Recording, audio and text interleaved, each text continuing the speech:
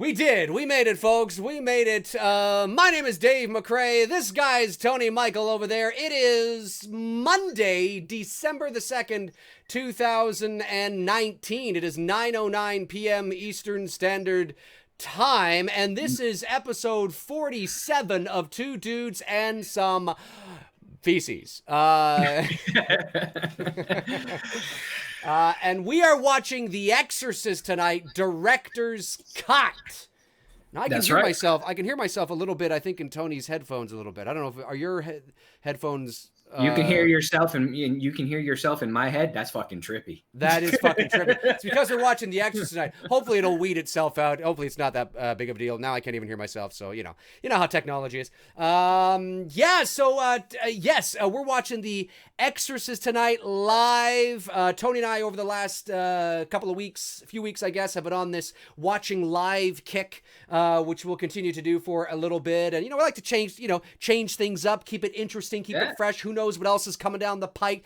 We want to get some guests on as well, and we want to do all sorts of interesting stuff with this show. So, we like to keep you guys on your toes. So, for the remainder of the year, at least, we're going to be doing these live watches, which is always fun to do. And tonight we're watching The Exorcist, one of the greatest horror movies in the history of cinema, and certainly we're watching the extended cut, by the way. That's right. The extended cut. So the director's extended cut. So that's the one where Reagan does the spider walk down the stairs and that's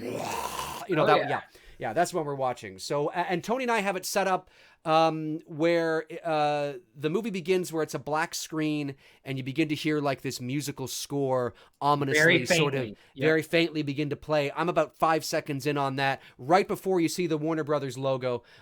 So if you want to set that up now, whether you're watching it on DVD, Blu-ray, VHS, whatever the hell, digitally, that's where we are about 2 or 3 seconds prior to the Warner Brothers logo coming on the screen. Tony, how the hell are you? Fuck, I've been hogging the show so far. I am stoked to be doing, well, first of all, The Exorcist, man. I mean, it's my all-time favorite horror movie.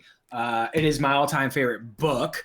I have a second edition print of The Exorcist. This is printed in late 60s, early 70s, because this Exorcist was written in the late 60s. Mm-hmm. But then this is the one that I read yearly. I read this book once a year. It's this is the current version that I'm reading. This is the 40th anniversary book.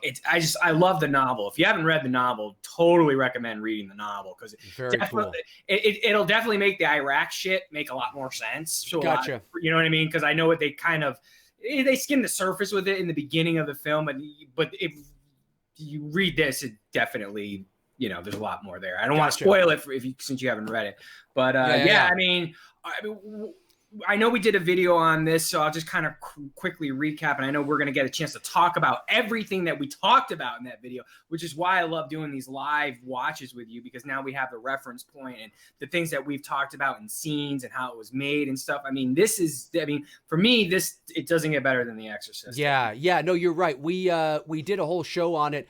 I believe it was episode 24. It was when we were still doing Google Hangouts.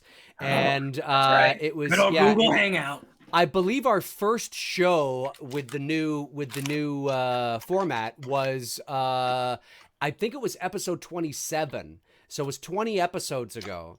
And I believe it was Robert Pattinson as Batman. I think that was our first episode that we were doing with the new format. And of course, we're going to continue to evolve here on the show.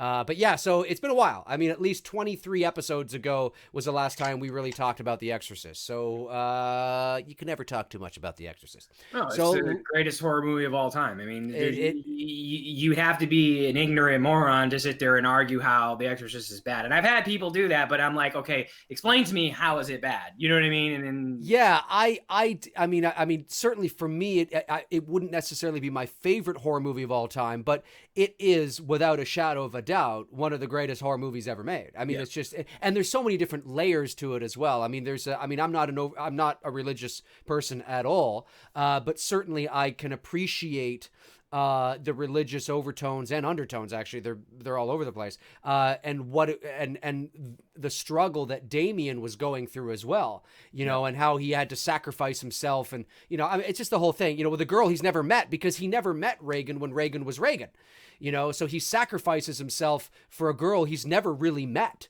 at all. Anyway, we'll get into all that. So That's just right. cool stuff. So let's do it. All right, everybody in the chat room, how you guys doing? Awesome stuff to see everybody there. 71 people watching. Hopefully more people will come in throughout the stream. And yeah, okay, let's get this thing going here. All right, here we go. All right, let me just put in my little code here. All right, in 5, 4, 3, 2, and 1. All right. So the Warner Brothers logo is now up on the screen. Yep. Okay. And it just faded out. That's right. That's right. I think we're in the. And now we're at the house. That's right. That's right. Yep. If we may be a second or two behind or ahead of each other, but we're basically in the same spot. David King says, "How are you and How are you, Dave and Tony? Doing well, David. Doing well. Doing well." Even like just this shit right here, the overall.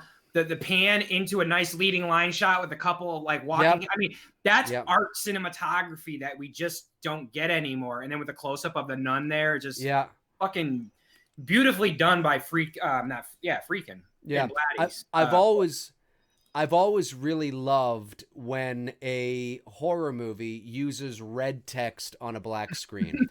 you don't see it too often.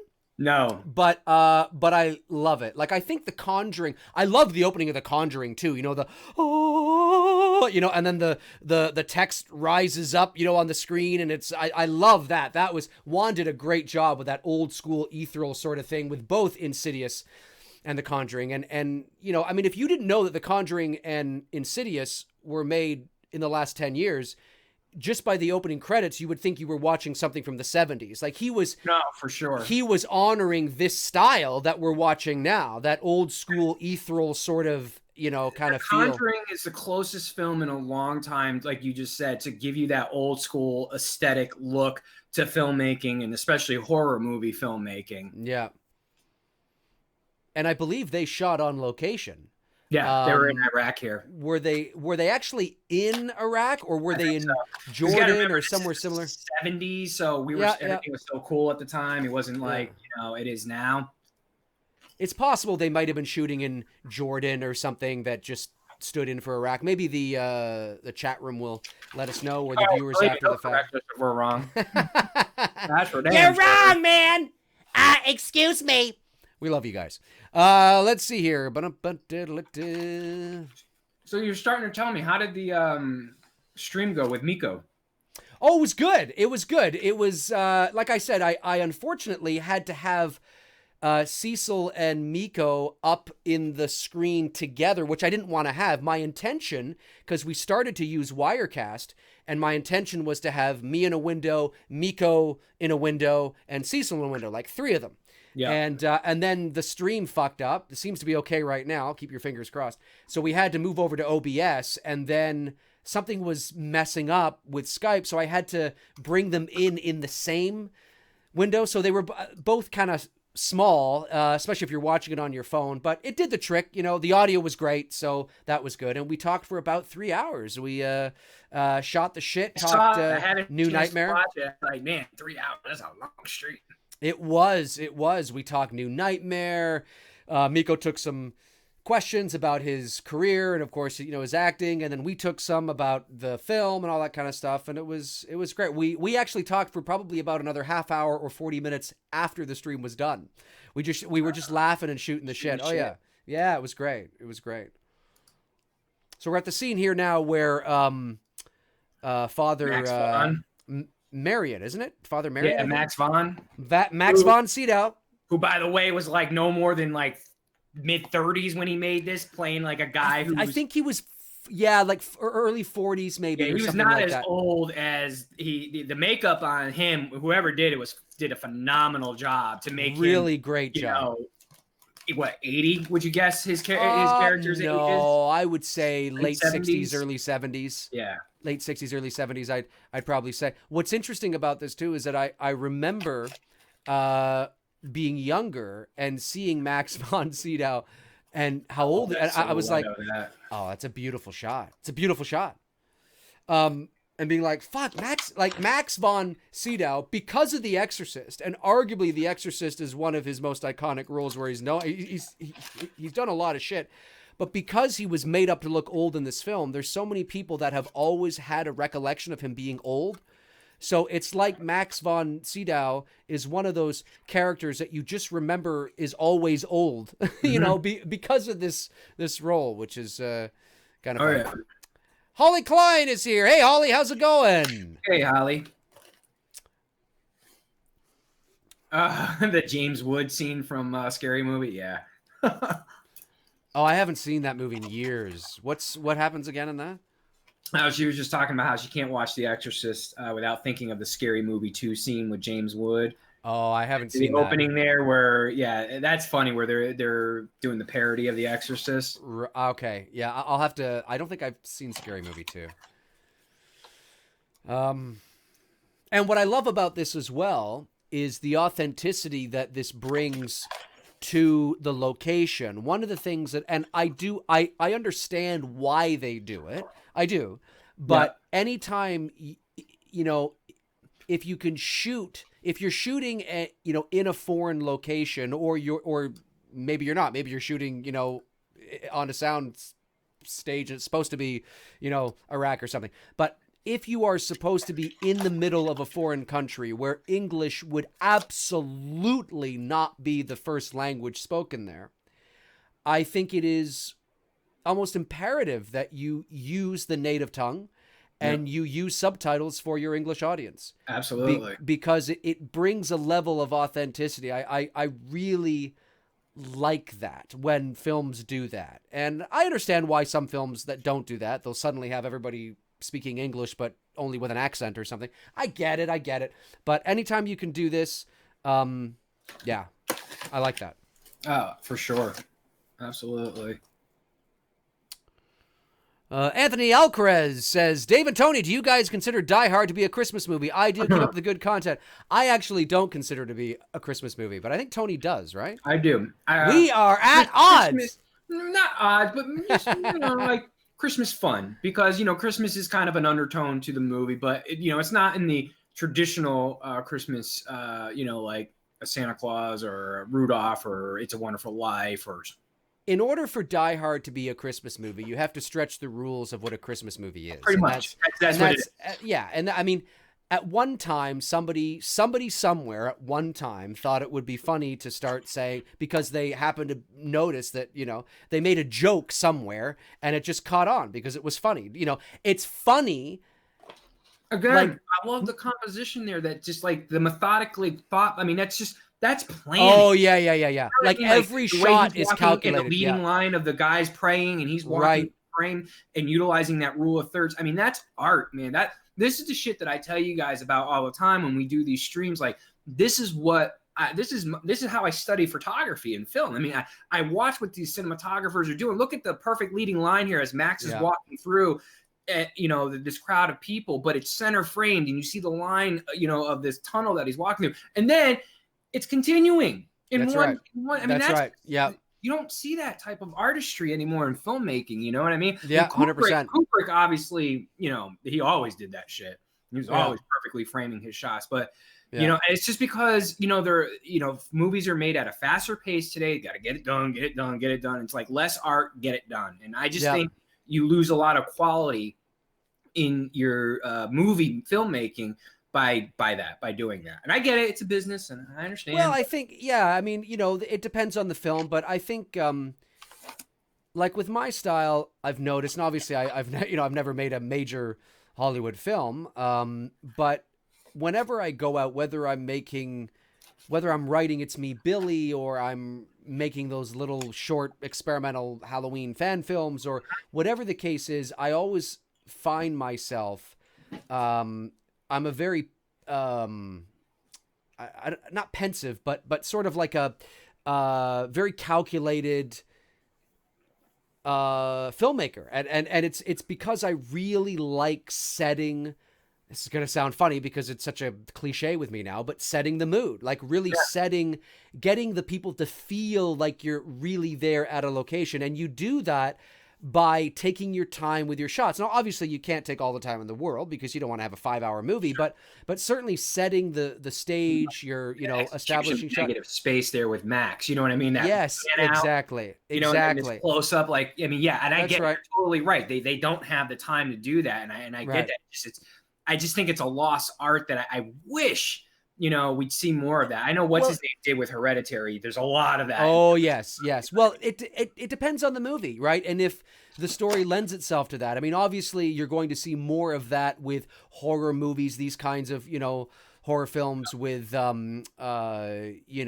dramas, mysteries. You're not going to get it with action or comedy because of the pace of the films. But and this shot coming up here is one of my favorite shots in this movie. This right here, where it's Max in Pazuzu. Right, that's great. I love that shit. And in the sun. And then we dissolve into the sun. Down. Yeah. Yep. Yeah, it foreshadows the eventual, showdown. That's right. That's right. Fade right into Georgetown. Yeah, Georgetown. Sorry? You ever been to Georgetown? I was about to say something that, because you're American, you wouldn't understand. I was going to say, yes, I have. I used to live in Georgetown, but that's Georgetown, Ontario. Yeah, there's a little town north of Toronto, about half an hour northwest of Toronto, called Georgetown. And it's got about, 45,000 people. Just a small little town. I mean, it's not tiny, but it's, Sure. And I used to live there. I lived there for many years, and because it was close to Toronto and where I needed to be. But it was less expensive.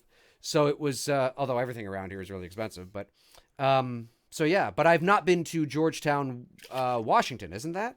Yes, Georgetown, Washington area. Yeah. Yeah. No, I've never been there. But State. No, but the DC. Yeah. Everything, like, you're absolutely right with the cinematography. Everything is just so methodically planned. Yes.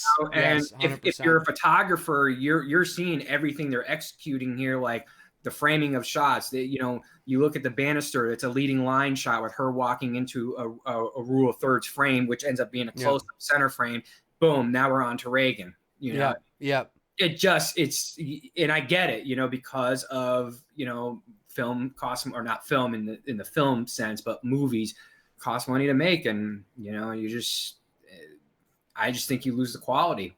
We were talking about this over Thanksgiving. Do you think movies today, the movies that are being made today, are going to be reflected upon the way you and I and others from our generation reflect upon movies from the 70s and the 80s? Yes. Years from now. Yes, because to a point, because I think there is evidence to make the case that there is a drastic decline generally. I mean, not every film or everything, right? But I think because technology expands exponentially, and our lives and the way we consume our entertainment and everything is speeding up, and things are go now, when we got pocket computers and tablets and things on the phone, and virtual reality is around the corner. Well, I mean, it's here now, but it's I think that yes, there's definitely that taking your time to really absorb and feel stories and all that kind of stuff, which I think is that goes back to one of the criticisms that Martin Scorsese had when it comes to the Marvel films, and I don't want to get into that, but I think there's a Irishman yet? I haven't seen The Irishman yet. No, I watched it 3 times, dude. It is easily my favorite movie of the year. 3 times. It is 3 times. So good. That's 9 hours. That's amazing. I know. No, my girlfriend and I are going to watch it soon. It doesn't feel like it though. Honestly, that thing. I mean, it's like butter watching it. You just when from the moment it starts to the moment it ends. Yeah, I can't wait. But yeah, so there's definitely that. But I also think that every generation, it's relative. Yeah. So, I mean, it's funny how I'm finding myself now as a 40-year-old man looking at teenagers today and kids today the same way that our parents looked at us when we were, when they were their age. It's like, oh, look at you damn fucking kids. Right? Fucking, it's always, and then, they're going to do the same thing. It's relative. And I think that they will look fondly back at, they don't make movies like they did the MCU. Look at those MCU movies. Look how beautiful they were and simple. We used to watch them on something called a computer. And now you're just in the movies. your hand. Exactly. Star Trek device. You're absolutely right. Now you're in the movie, for fuck's sake. You know, it's in a lot of cases it's relative. So yeah, I do think that, you know, there will be that, because every generation has their own version of what they consider to be, you know, like there are, you know, I mean, I remember when my buddy Bruce, about, I don't know, 10 years ago or so, because his kids are kind of older now, he was over to my place for Easter dinner, and he sat his kids in the basement to show them the Goonies. And his kids, they didn't say this, but we're like, what the fuck is this? Like, I mean, this looks so old and ancient, you know, and it's hilarious, right? But I mean, it's relative, you know, and we're like, but it's so good, you know. And anyway, I mean, anytime I'm doing a photo shoot and I have the 20-year-olds there, you know, playing the victims and shit, I'm playing my 80s music and they're looking at me like, what the fuck is he listening to? You know what I mean? But, yeah. Right, because the same. Oh, hold on. I just got to take a moment and absorb Tubular Bells. Yeah, I know. Listen to that theme, and listen to the way, and look at the leaves. What me and Dave talk about all the time. Like when scenes make you feel like you're a part of the movie, like you can feel fall. You can feel 100%. You know what I'm saying? Like you don't get that shit anymore. And that's what Halloween. That's what I meant to say. Yeah, it's Halloween because the kids are trick or treating. Yep. And that was a dolly shot where they were on the track. Now this is just a nice tilt down. That looks more handheld. That's definitely handheld. That's not a dolly track. Totally this is that's probably handheld. Yeah, maybe. Because the Steadicam wasn't it wasn't a thing at that time. It might have been. Our buddy Cundy and Carpenter fucking. Yeah, that and the Rocky movie as well used was one of the first movies to use it, going up the. Go ahead. Sorry. You were saying. Bruce showing the Goonies and. Oh no, yeah, I was just saying that it's relative, right? You know, I mean, it's you know, but yes, is there a loss in quality that I think you can objectively measure in comparison? Yes, I think there's a loss of quality from films from the 40s and the 30s and the 50s to films in the 70s. Sure. You know, I think that, yeah, I mean, it's and then at the same time, because of technology, there have also been great stories as well. Yep. But Sarah Carter, yes, we are actually in the middle of planning an Exorcist tribute shoot. We've got the girl. She's 11, so she's roughly close to Linda Blair's age. The guy who's been my model for Texas Chainsaw Leatherface, he's actually an effects makeup artist. So he's going to be doing the makeup on her. We're going full on, like she's fully possessed. We're not going to do it in stages or anything like that. And then we're just tweaking around with some eyes idea. We might do a full whiteout, maybe have her wear contacts, maybe not. I might Photoshop that. So we're just coming up with ideas. We've got the room. We know where we're going to do this to recreate a lot of that.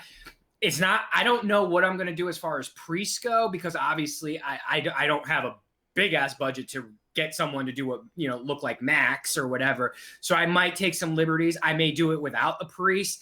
I don't know. I might have some type of subtle religious undertone in there, like a cross silhouetted or something. I haven't quite figured that out yet. We've been just kind of mapping out some ideas. The first thing was securing the location. The second was getting the girl. Now he's going through the process of like what Dave just went through actually out in LA when he was, you know, what'd you do? You got fitted for your mask, right? And shit. That's right. Life cast. Yeah.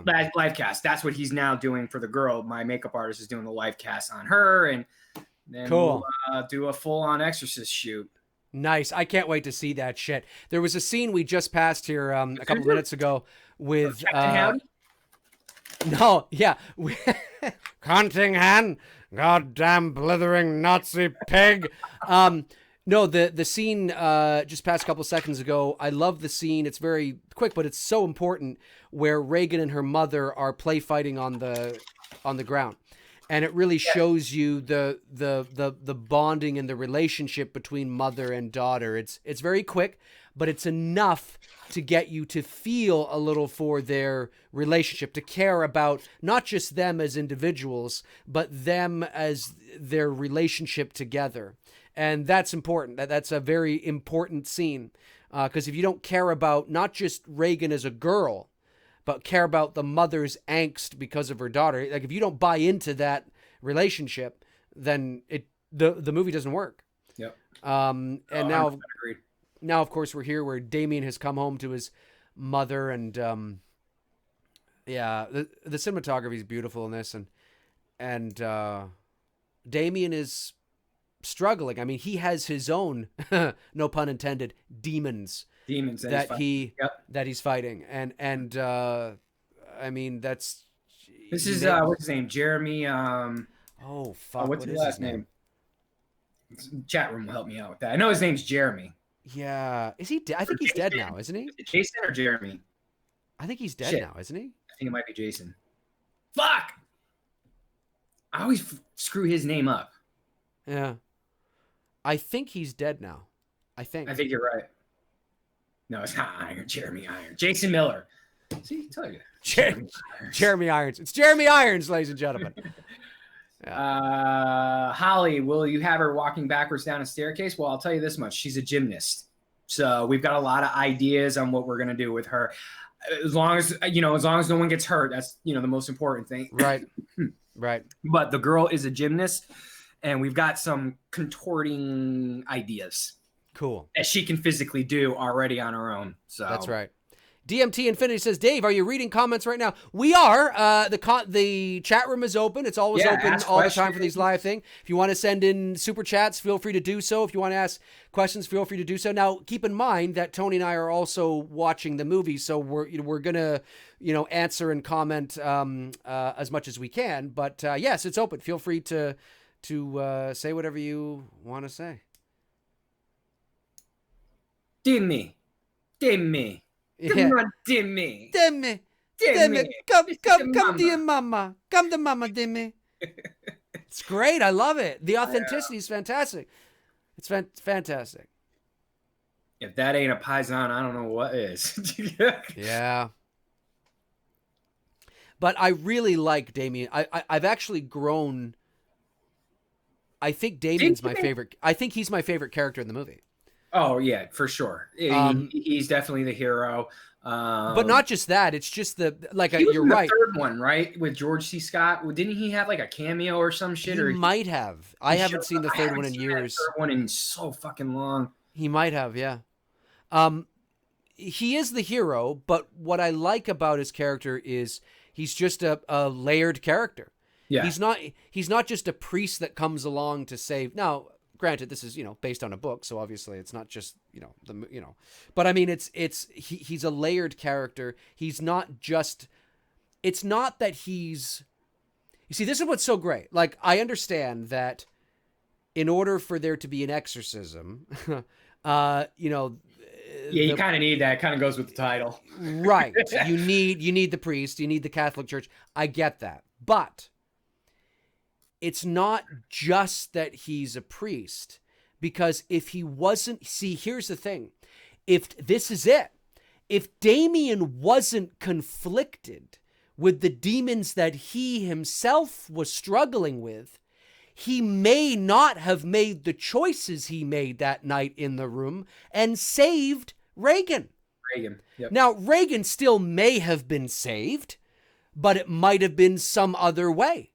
Or it might have been somebody else, or like, who knows? But it was Damien coming to the end of his own personal struggle that ultimately caused him to make the ultimate sacrifice to save a child he's never met. And that really has not nothing to do, but priest or not, that is something that's really cool.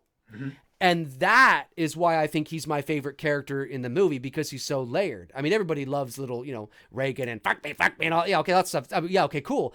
But yeah, I mean, without that, no, I know. And that, that little scene there between her and her mom in the basement with the Ouija board. Yes. You got to remember, early 1970s, the world was a little bit different. The country, in our country, was very different, very 100%. People were still going to churches on Sunday and shit. Not that people don't go to church on Sunday now, but it was just a different time. And, to put that on the screen and Mm-hmm. actually make it move on its own, again, adding that element of back in the day, people were looking at it like, what the fuck, or what are we going into here? Like, what is going on? Like now in the context of 2019, no, is it that big a deal? Of course not. But those little subtle scares that it starts to build up and crescendo towards the end, that's what makes this movie so effective. They didn't come out the gate pulling big punches and shit like a lot of movies today. And you notice there was no sound design there. Today, if that was done today, it'd be a boom or some type of weird noise or whatever. Just the thing moved on its own, and that was it. And that's again adding the element of creep without having to go overboard with it. Right, but because today don't like that shit. Right, because 100%. Because what is creepy is the object moving, not the sound triggering you to feel creepy. Right. Or to feel creeped out. Now, that doesn't mean that you don't use music or, musical horror cues and stingers, of course. But what's great is that when you understand the nuance of when to use something or when you might be able to get away with not using something, it creates a sense of reality. And this movie's a slow burn.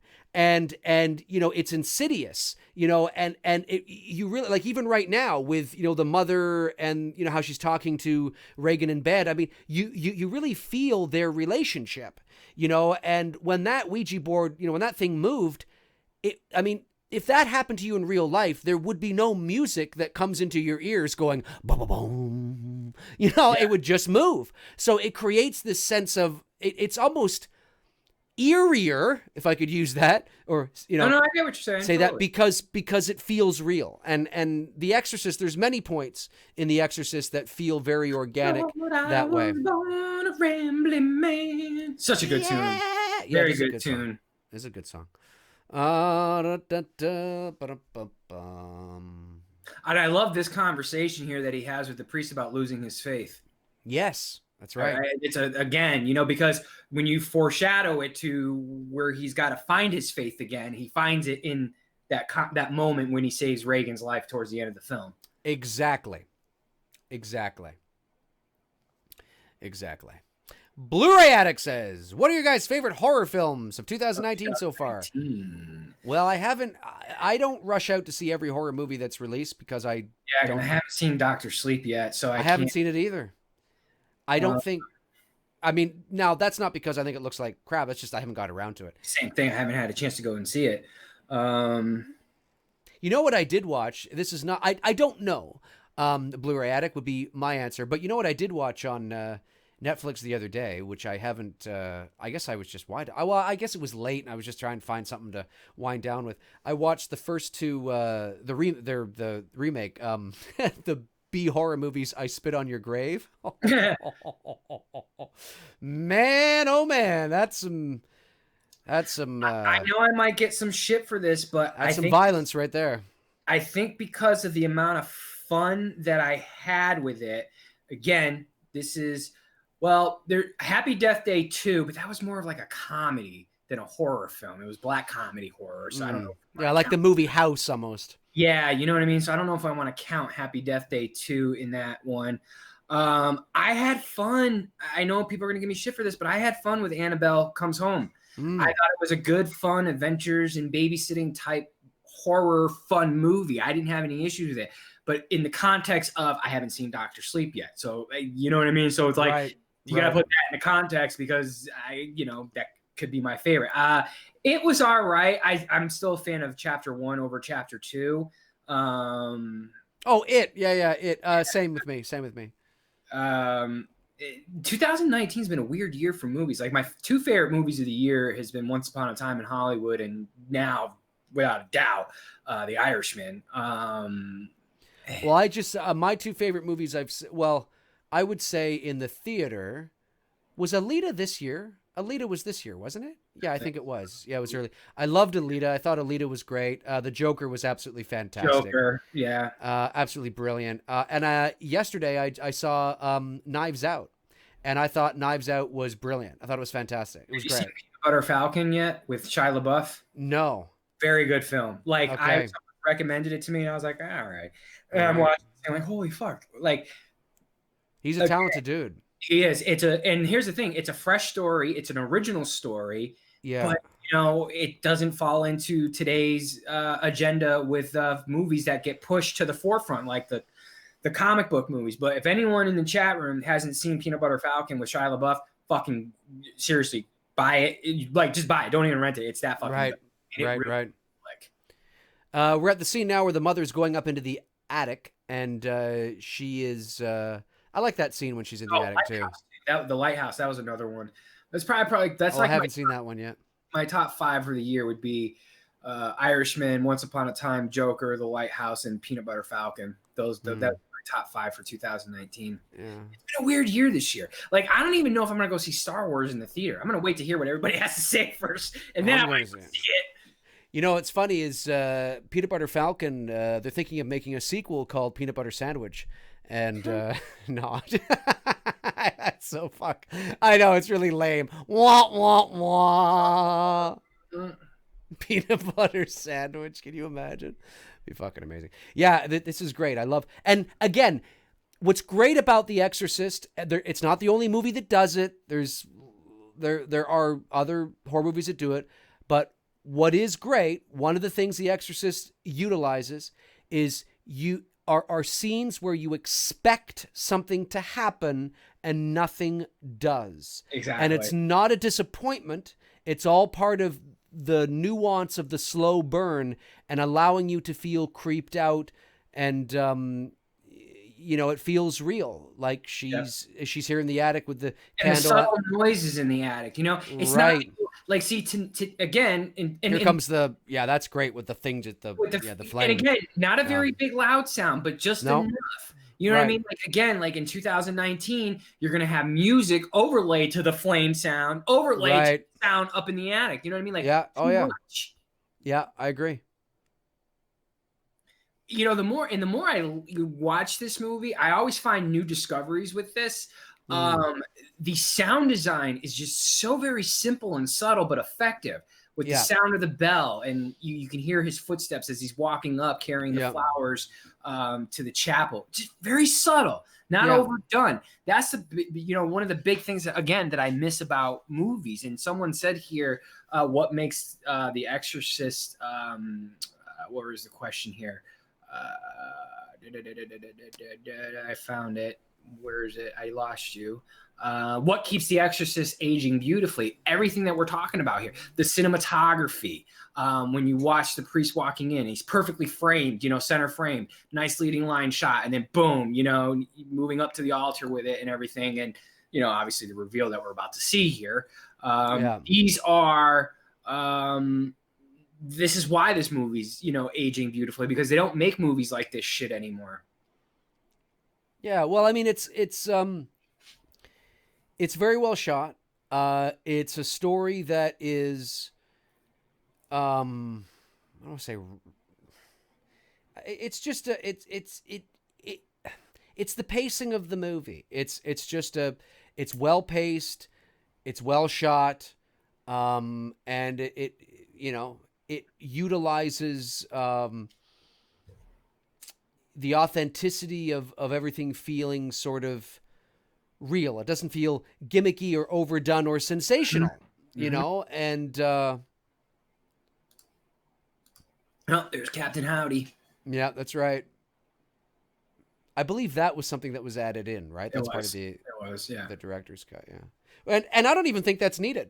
I actually don't even think that's needed to see the face there. Yeah, that I would agree with you. Just her looking face, right, pale and motionless face. Yes, yeah. That's all that's needed. That's all that's really needed for that. All that's needed. Yep. One of the only things that I actually wish the spider walk was in the theatrical cut. Yeah, that's the only thing that. But other than that, watching the director's cut. I understand there's certain things, but there's some things I'm like, yeah, no, you don't need that. I mean, it helps make things a little more but I mean, it doesn't, if they're not there, the film's not lost because of how good everything else is. Howard D, is anyone a fan here of Exorcist 3? Yes. For me, it would be Exorcist and Exorcist 3. I don't even own Exorcist 2. Of the franchise, I own those first two, and that's it. Those two, not first two, those two. Yeah, I like Exorcist 3. I would put Exorcist 3 in more of almost like a suspense thriller cop detective type movie. I mean, it's been a while since I've seen it. More so, I mean, because you don't even get to the actual exorcism till like the very end of the film, and the possession and whatnot in that movie is not like it is in the first film too. You know what I mean? It's right. Kind of a very, very quiet undertone. It's not as like, you know, what you get in the first film here. Right. What I remember, it's been a minute since I've seen that one. It's been a long time for me too. The crawl scene in Exorcist 3 is really cool, where she's crawling on the ceiling and shit, which what's his homeboy stole and put it in Hereditary. Interesting. Yes, I have to see that because I haven't seen it. I always love scenes with doctors that, because in the feature script that I'm writing. Yeah, and Howard's right. You're right, Howard. They did add that exorcism in part 3 after they did production, because you're calling the movie The Exorcist, but they didn't have an exorcism in there. Interesting. I didn't know that. Because they didn't have one in there. It was just, I did not know that.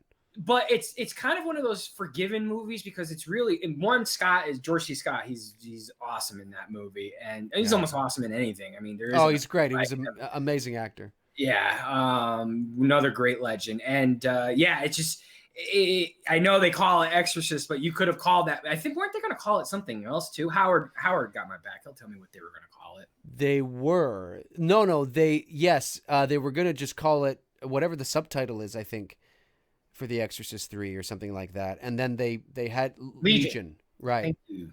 Yeah, but they needed The Exorcist 3 title to get viewers to watch it, to sell it. Yeah. Yeah, I like the scene. Howard, the mother and the doctor. The book is called Legion. I don't have that book. I have The Exorcist, but I don't have Legion. I got to get that. Oh, Jimmy Dorsey. Jim Dorsey, super chat. Thanks, Jimmy. Travel back in time to 1975 to see Jaws in theater opening night with a packed house. 1978 to see Halloween, or 1973 for The Exorcist.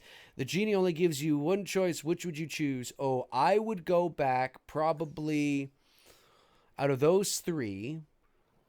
If I only mine, but go ahead. I would probably pick Jaws. I would pick The Exorcist, just because of the cultural impact, and just to be a part of that and see the people passing out and fainting in theater and stuff, just to be a part of that moment.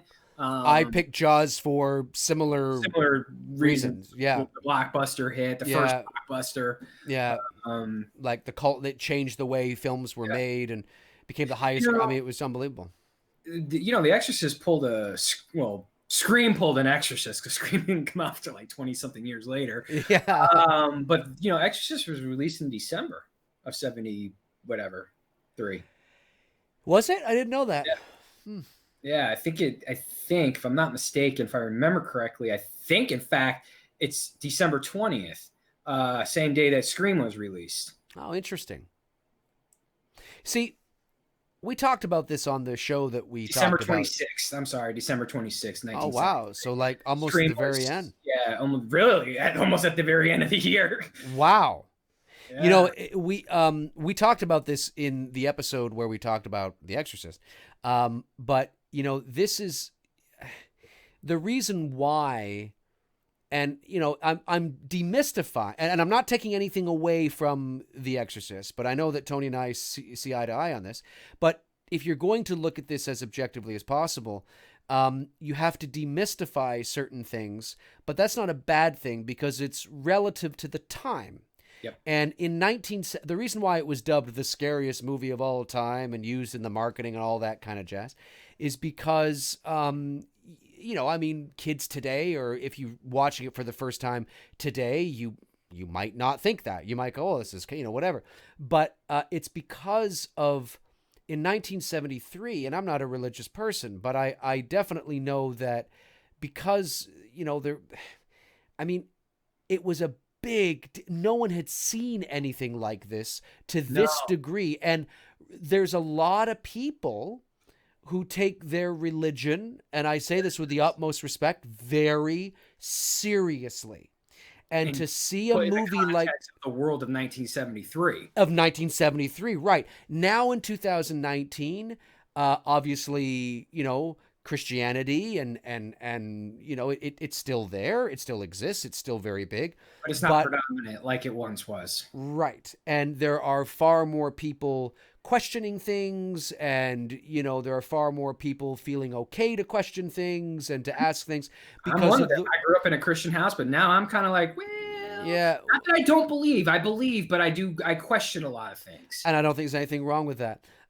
So I think it's but in 1973, for many of these people, like when you hear, and this is true, people were passing out, not because it was more psychologically scary for them, that it was just they just didn't want to believe this. They're devout, Christians, and they're very good people, and they go to the theater to see The Exorcist, and it's like, oh, like they're in everything you thought you knew was wrong, and it's just like, it's just like, it was so the intensity of something like this in 1973 is just unbelievable. You said it all out. 1973. I did. All out. I did. I said it all out just for the sake of dramatic effect. That's right. So it's I could have said in the year 1973, so we talked about that, and it was a big reason. And again, the world was different, not vast, but it was, I mean, it was so different. Like what it once. No, you weren't, like, you didn't know, like, there was so much mystery around the movie. There, he just said it. Campiagn, goddamn blithering Nazi pig, you son of a.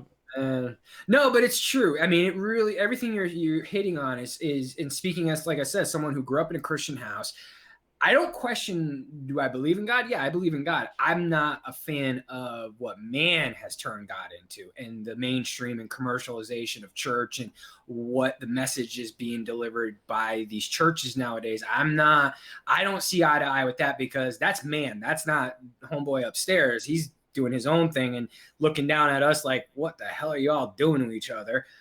It's the commercialization of what churches have become now that I'm not on board with. So I figure I have my own thing, and I do my own whatever, and everybody else can go and do what they need to do and find their own whatever higher power. So no, but you're totally on point with that, because back in 73, everybody was going to church on Sunday, and it was God is perfect, life is perfect. But as we've evolved, like we were supposed to, you begin to question things and stuff. That's why a movie like this movie would not work today, would not have the same type of impact today like it did in 73. It's all about the timing.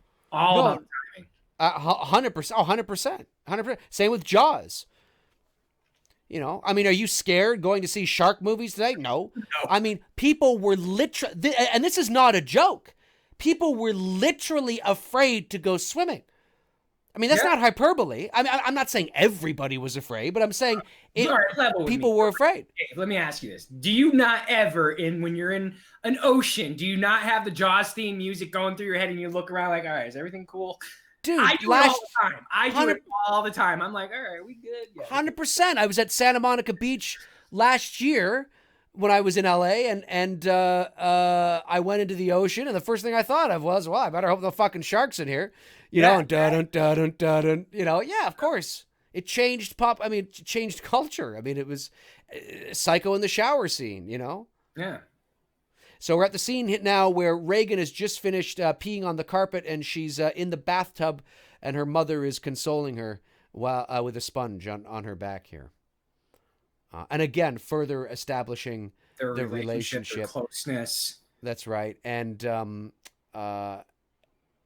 I like the idea. I like that they showed her coming down the stairs and peeing. It was very peeing is a very sort of, and again, think of the time period, 1973. How often do you see, little girls peeing on screen in, back then? And, to see that, not that you actually see, but, it's alluded to that, that's what's happening. It's a very personal, very vulnerable position for anybody to be in. And because obviously that kind of thing is personal, going to the bathroom. And to see that, no, she was squirting out apple juice because you don't see. No. Of course. I'm just saying in the story, context of what's being told. Right. It's very uncomfortable. Yep.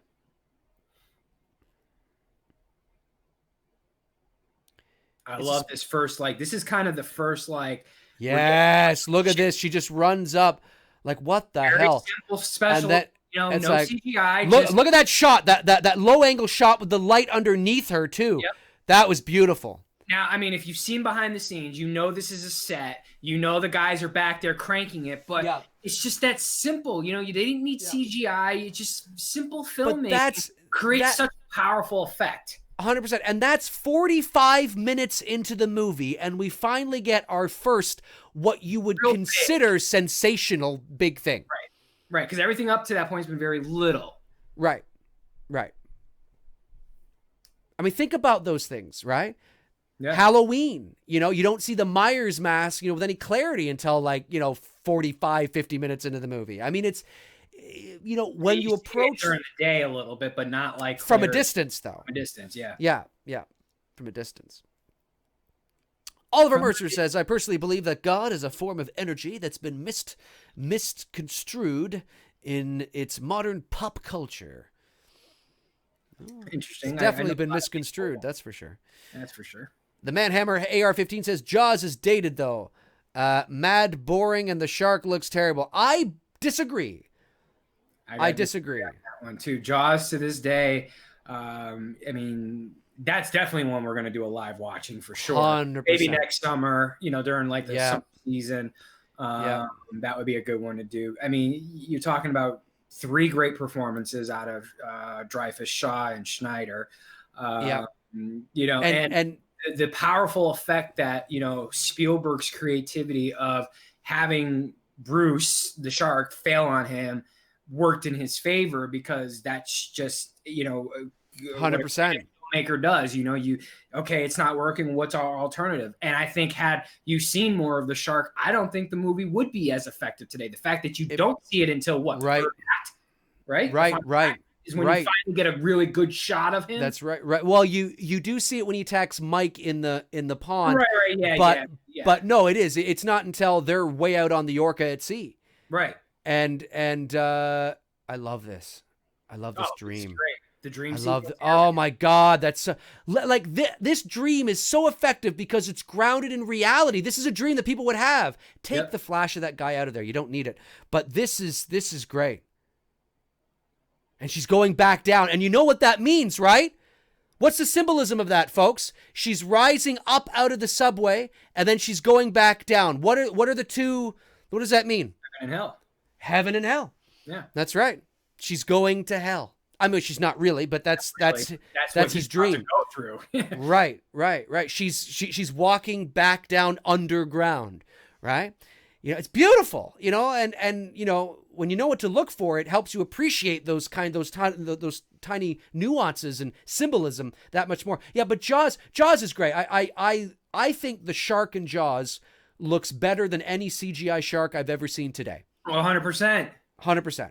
And that doesn't mean that there aren't moments where the shark at the end of Jaws, especially when he's eating Quint, where it's kind of like, oh, okay, but the vast majority of the time, I think the shark looks great. I'd take Bruce the shark over any CGI shark today, period. I don't think they've mastered CGI sharks. I just don't think they've done it yet.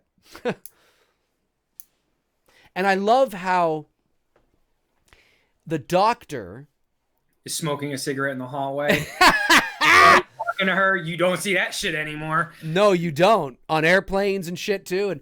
But what's so great about this is that the mother knows what she saw. Like, see how she's here and she's saying, no. I mean, I saw her voice, right? Yes, the bed was moving. The doctor is a man of science, and he's trying to find the most reasonable explanation for this unusual occurrence. And of course he's going to come at it from a certain perspective, and it's not that the doctor's wrong to come at it from the perspective he is. There's just a lot more to it. I mean, that's what's frightening about the movie, is that this science here, like this part of the narrative to have this other angle to it was really important to the film's success. Because it helps create it helps make the illusion that the sensational is when the people in the movie are just as like, what the hell is going on? It's that much more frightening, because they are you. I mean, you are living vicariously through this woman. You know, we all are. Yeah, Jason Nike, I agree. The CGI bear in The Revenant was great. That was really good. Oh, that was amazing. That might be the best CGI animal that I've seen on screen to date. And you know what? It's not that sharks today don't look like sharks, CGI sharks. It's the way they move. Yes. I just don't think it's the way they move. As soon as they start going like this, I'm like, it just looks computer animated to me. Yep. It looks like a shark. If you could just pause it for a second, it looks great. But when it starts to move or something, I'm just like, I don't know about that. But the bear, yeah, he's bang on with that. Roy Dreyer Gino /Gino. How come there's never been a really good Bigfoot movie ever made? Harry and the Hendersons, my friend. If you haven't seen Harry and the Hendersons with John Lithgow, go and watch it. That's a movie me and my brother grew up watching. In fact, the costume, the makeup, and everything they had for Harry was really fucking good. I believe, and I stand to be corrected, but I believe the actor, he's dead now, unfortunately, who was in the costume, the Bigfoot costume, was the same gentleman who was in the Predator costume. Yeah, you're right. You are right. I think it was the same actor. Unfortunately, I think he was a black actor, actually, and I think you're right. Really talented. Yep. And unfortunately, passed away a number of years ago. I think. Anyway, No, you're right. You're totally right. Yeah, it's the Predator guy. Yeah. He was great. He was great. I heard such a nice man too, and yeah, it's so sad when Yeah. I heard this scene disturbed a lot of people in the movie. This was one of the scenes that really disturbed a lot of people. Well, look at it. I mean, it looks so real. Yeah. And like, what are they like? What the fuck are they doing? Like this, it seems so archaic and barbaric, by today's standards, but that's yeah. Now, a good Bigfoot movie, I always thought the idea of a good Bigfoot movie would be to do a movie based on the two guys who shot what would be considered the iconic Bigfoot video clip. Bigfoot walking right away, like the events leading up to that moment. The story. Like I always felt like a movie could be done around that moment that was captured on video. Because other than that, we've never really seen anything. Especially with technology the way it is today, and everybody having cameras and phones. That's right. You would think something of better quality would be captured. And to this day, that is the most iconic video footage of all time. Yeah, and I don't believe it. No, I used agree. to at one time. I totally agree. I love this. I love the doctor going over the x-rays, and you can just tell, like, we're not doctors, right? Right. But we can tell just by the look on his face. Puzzled. Yeah, before he begins to speak, that he's perplexed because there's nothing, Yes, Travis, the Patterson footage. That is what I'm referring to. I think a movie could be made around that story of those two guys out there, and dramatize it a bit more, to sell it as a movie. Mm-hmm, mm-hmm. Yeah, exactly.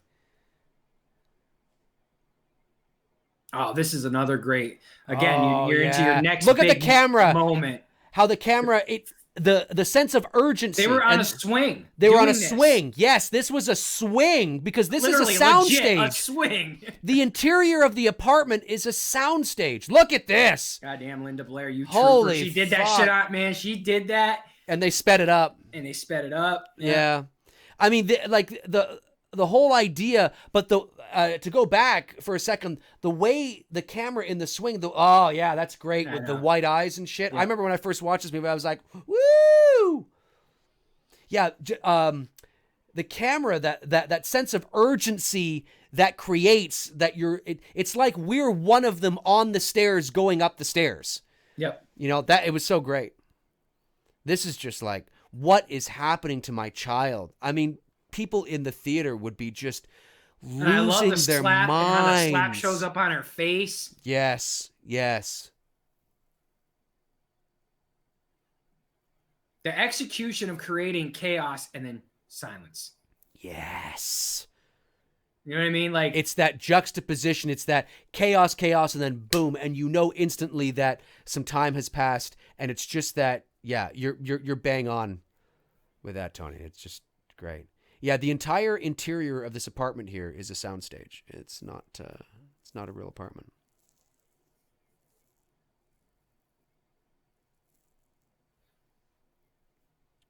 I don't know. The lighting in here is just... Oh, it's brilliant. Yep. It's brilliant. It's a very subtle lighting. Nothing Yep. fancy. Just a little uplight underneath her and him. Obviously, you can see where the source is coming from. It's coming from underneath. That's But right. it's very subtle to be... It's supposed right. to create that nice window light effect. I mean, That's we know right. it's a soundstage. Yep. But I buy that's it. how you would see it in a house. You know what I That's mean? right. Yep. If Absolutely. your lights weren't on in the house, that's how... And you're using window light, that's how you effectively use window light. Because That's like you would exactly say, it. this creates that mood and atmosphere. And That's right. And the seriousness of the tone of what's happening here as she's That's talking right. to these guys. And, you know, Right.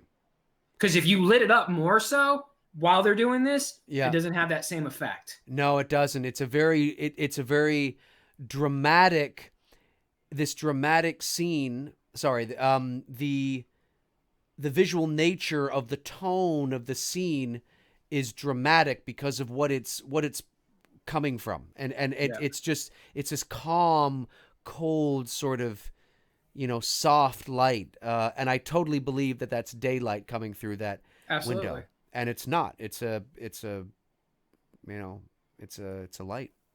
The Manhammer, AR-15, Dave and T-Dog, The Exorcist or The Shining? The Exorcist. For me, it's just because it's my favorite horror movie. But The Shining is great. It's Kubrick. I mean, you know, I love Kubrick. So, but it's just, that's more of a personal thing because The Exorcist is my all-time favorite horror movie. Scary movie. I think if you want to watch, like The Exorcist, the Shining is a very cerebral film. So it's got many different layers, many different, you know, interpretations, and it takes a lot of thinking to watch The Shining. The Exorcist, so if you're in the mood for a real psychological thriller horror movie that's really going to get your brain going, then you watch The Shining. But if you're in for something a little more, not that there aren't layers to The Exorcist, because there are, but if you're into something that's a little more streamlined in terms of A, B, C, D. I'm not laughing at you. Then I think The Exorcist is probably better that way. You'll see it. If you see it, you'll see it. And you'll laugh. What's going on? People arguing in the chat? No. Oh, if I see it? Yeah, Something you'll see happened? it. I'll I see don't know it. if I'm ahead of you in the chat or not. Are people arguing in the chat? No. Oh. I always find it humorous for when someone gives you an insult, but then they follow it up with I don't mean to be disrespectful. I'm like, well, then why the fuck did you say it to begin with? Are people? Idiot. No, it's just nothing. Are people insulting us in the chat? No. Oh, okay. It was just kind of one of those comments made of like, They not think to I be your care. dick, and I'm not trying to be this way. Well, then Oh, why are you yeah. fucking saying it? Yeah. Just don't. I don't mean to be rude, but But, right, I don't mean to be rude, but I'm going to go ahead and be fucking rude anyways. Exactly. Oh, I see some of it now. What are people? Oh, I love this. This is great. We got nothing against Tony. It's not his fault. But he is like an why off. even say the comment? It's just like, you just go with it then. Just do the No, I love insult. this. I love this. Don't be I love this. insulting. You know what I mean? Like, But he is like an off-brand of Dave McRae. And then somebody says, I'd argue Dave is the off-brand of Tony. I love it. You know what? You're both right. You're both right. We're an off-brand of each other. that's right. It's just like, if you're gonna be a dick, just go balls to the wall and be a fucking dick. I just take it. I just you know find what I mean? so, like, I could dish it out just as much as I can take it. I just find it so but funny. Don't play that. Don't be condescending like that. I hate that shit. I am you know flattered. I'm just flattered that people care so much to comment like they do in the chat. It's whatever. Yeah, this is great. I love how the it's getting colder and colder. And you know how they did this? Yes, they dropped the fucking temperature like you wouldn't believe. Today, that breath. Minus. Yes. Minus 20 or something like that. Like, Something they got it like so that. cold. Like, so Yeah. when you're seeing her breath. That's actually her breath. Her breath. That's how freaking Yes. cold it was in there. Yep, 100%. And today, and rightly so, I get it. If you don't have to drop the temperature, why, would you? I get it. But I think you lose the performance. You might lose the performance. You might. But certainly the breath today would be digital. But I mean, that's just, yeah, that's really her breath. It's amazing.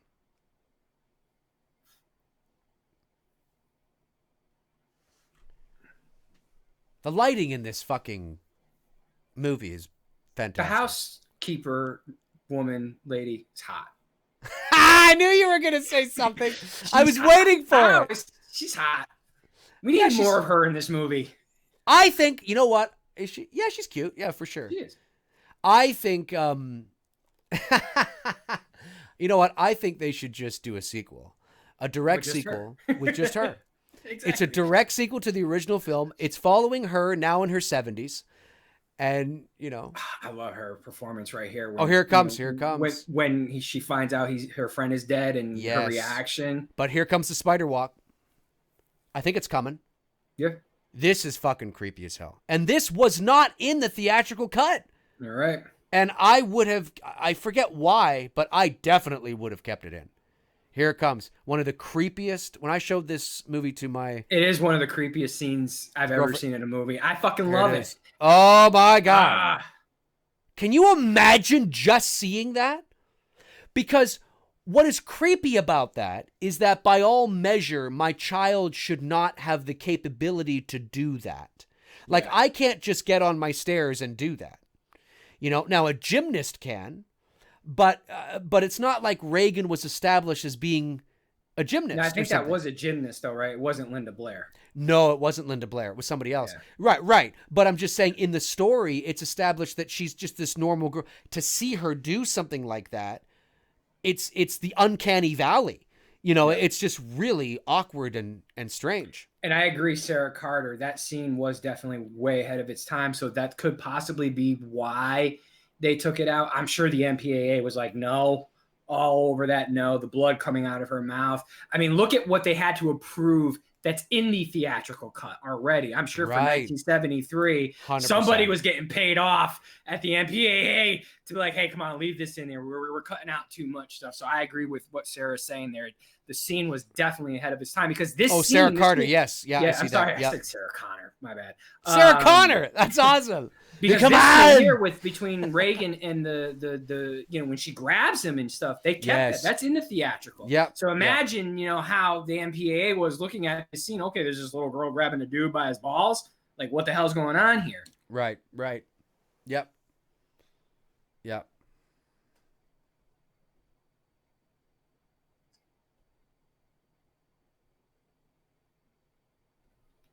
Yeah, it's great. That's just great.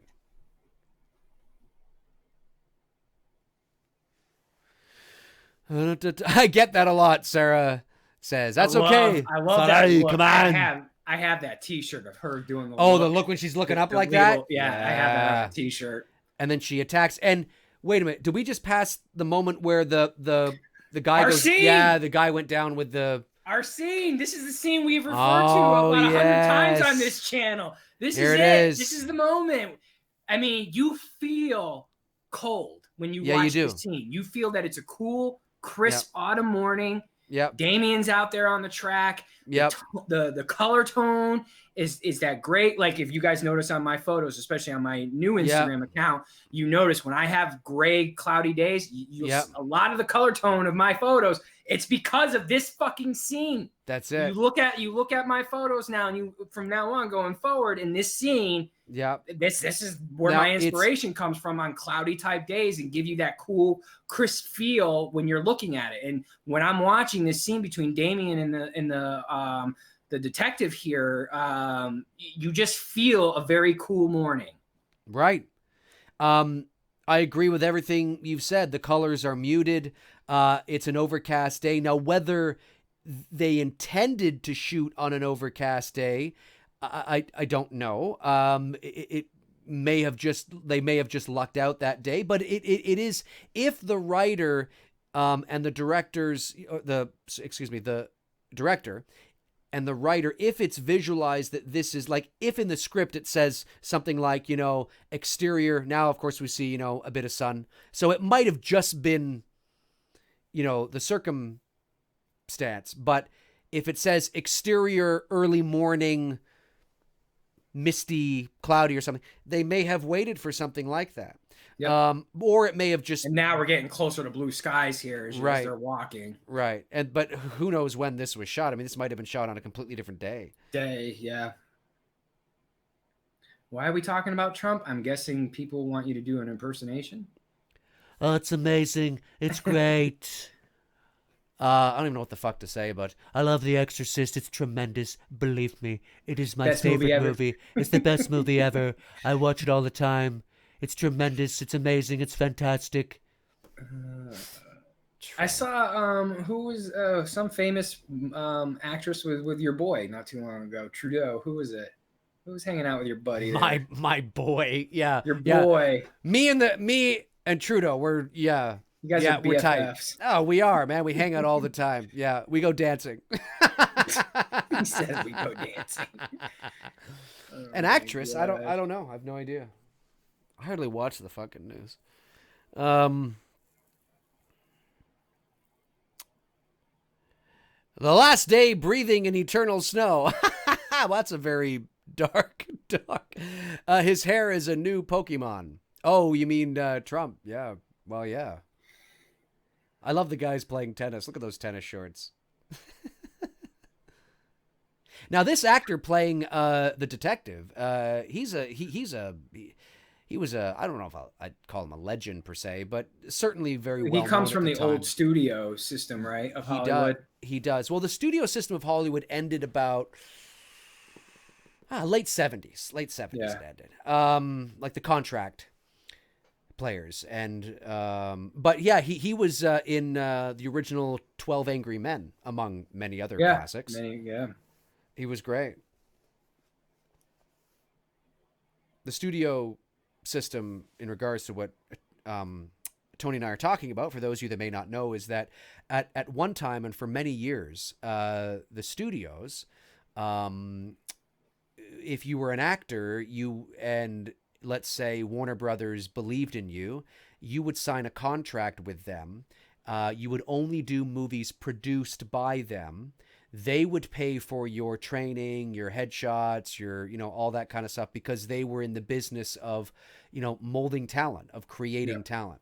That went away in the late 70s, I think. And now, of course, it doesn't exist. But for many years, they were known as, you were known as a contract player. Oh, I signed a contract with Universal. And if you left and went to another, it was like sports, it was like you played for a team,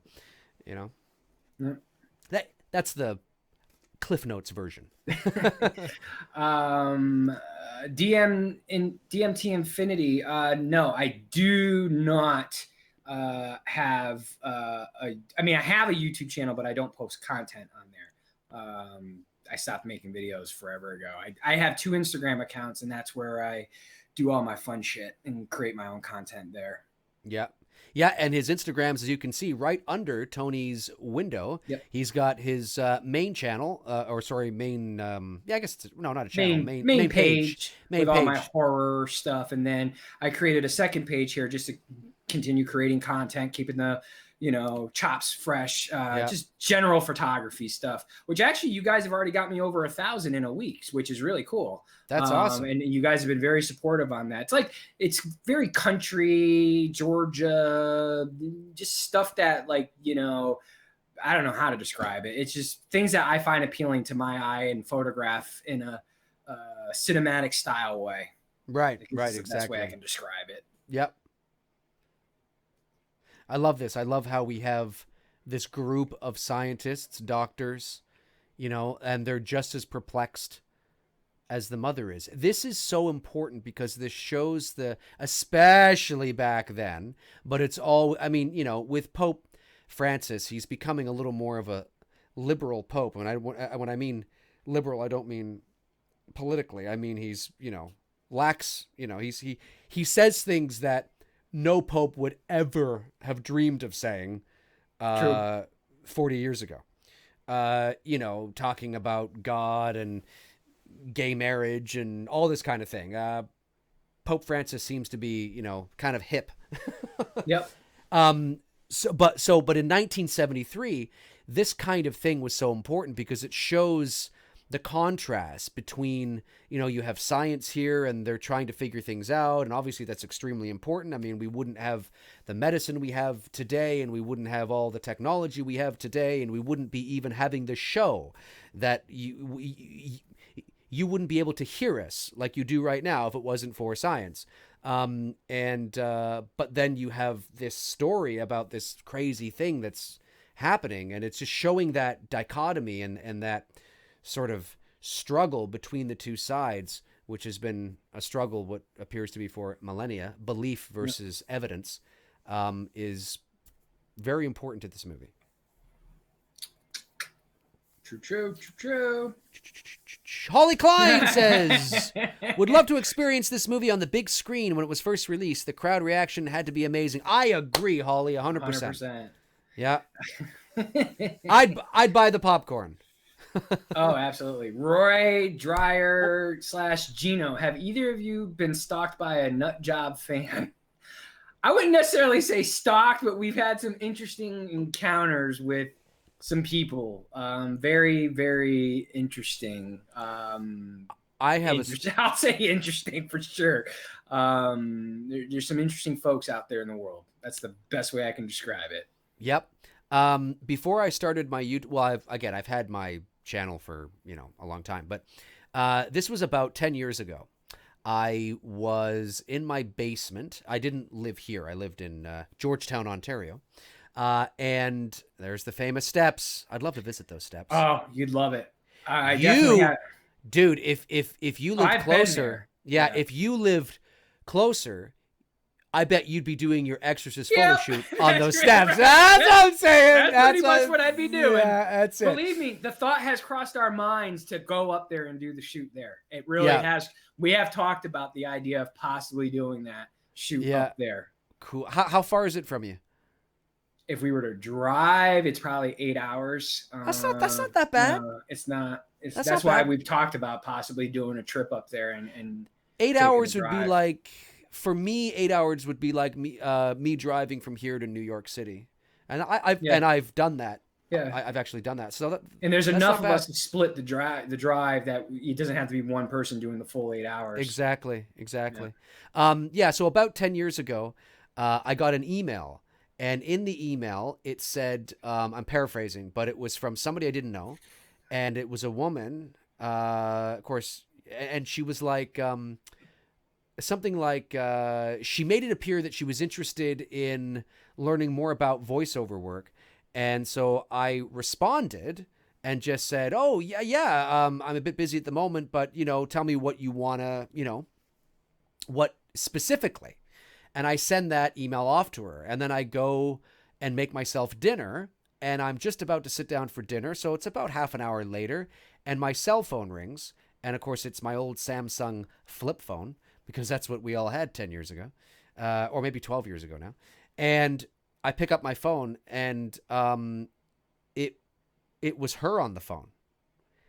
And I'm like, hello. And she's like, is this Dave McRae? And I said, yes, it is.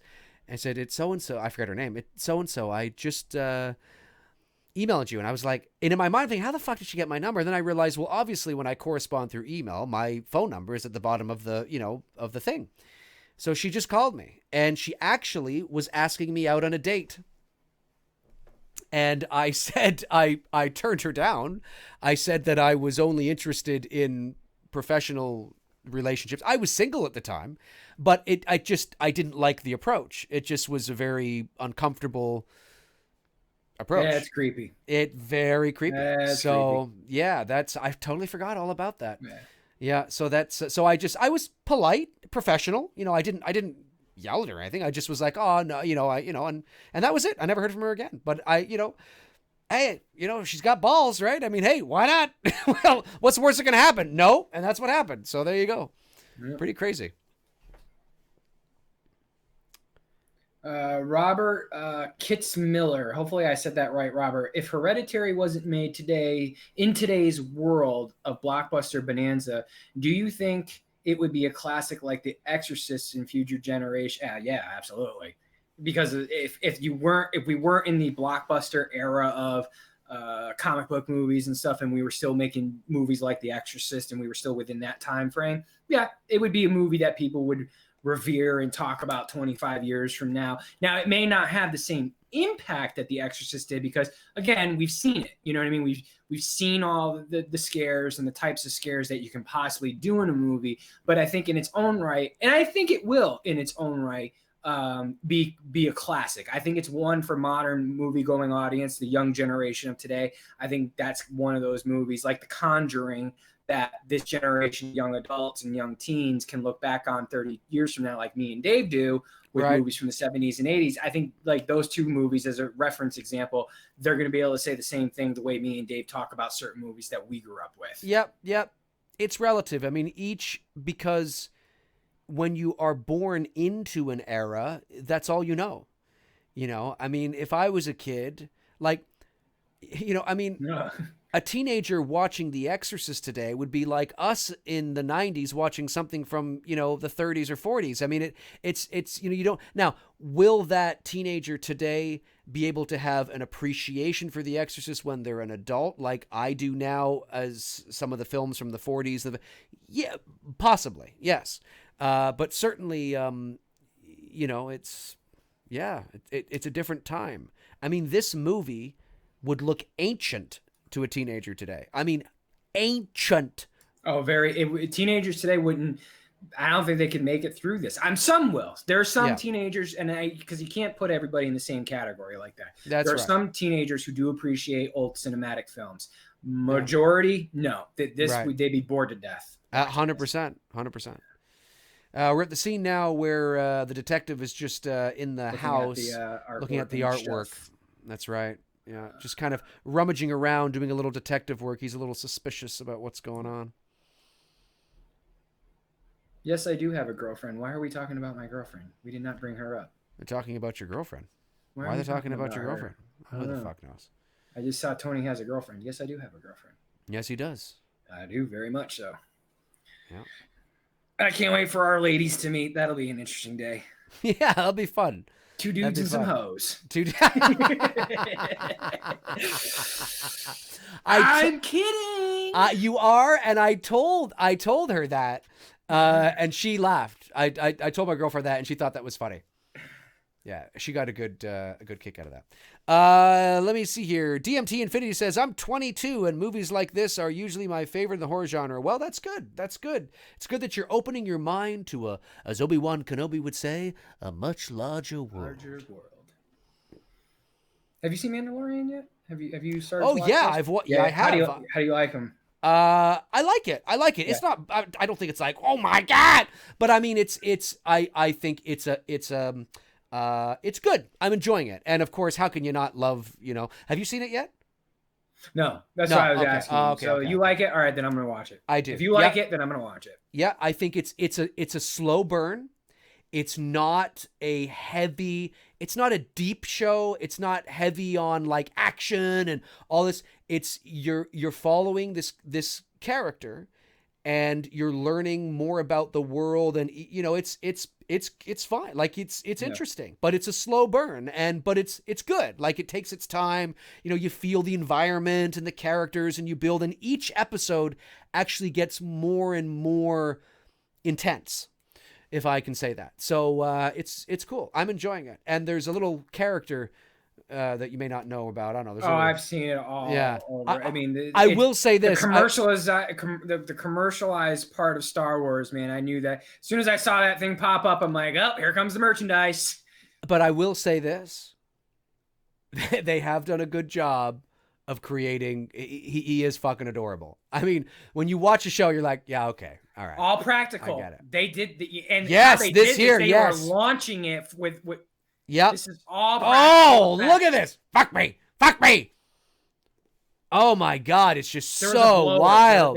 They were blowing stuff around, and that's how right. they created the effect of everything blowing around in the room. There was nothing was on wires. It was just a high power fan. That's why you don't really see Reagan or the mom in the shot. That's it's right. Close up of the stuff moving around. That's right. Because they just had the fan cranked up and the shit was blowing. That was practical. I love seeing how that was. Yes, put together. how the shit right, 100%. And this how too came forward. To see Reagan doing that to herself was so shocking to these religious people, and then the head turn oh my God. This one scene just has so many iconic moments, and then of course you get the nice, negative instant shot with Damien. The priest, Damien. Beautiful fall day with the trees and everything, and it cuts instantly again. It's that contrast to oh my God to instant peace. Yep. If you guys have not, just YouTube Exorcist documentary, Exorcist, people fainting, whatever. Watch the little documentary that's online about it. I mean, it's people were terrified, because it was something they hadn't seen, and it was people took their, and not that people don't today, but like I mentioned earlier in the stream, especially 45 years ago, people took their, more than that now, but I'm just saying, in 1973, people took their religion very seriously. It was a very personal, private thing for a lot of people.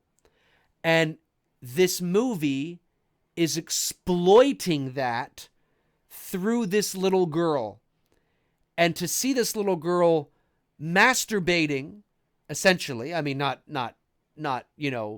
affectionately masturbating, let's say, but essentially, jamming that crucifix into her vagina. Yeah, I'm saying it. I mean, that's what's happening here.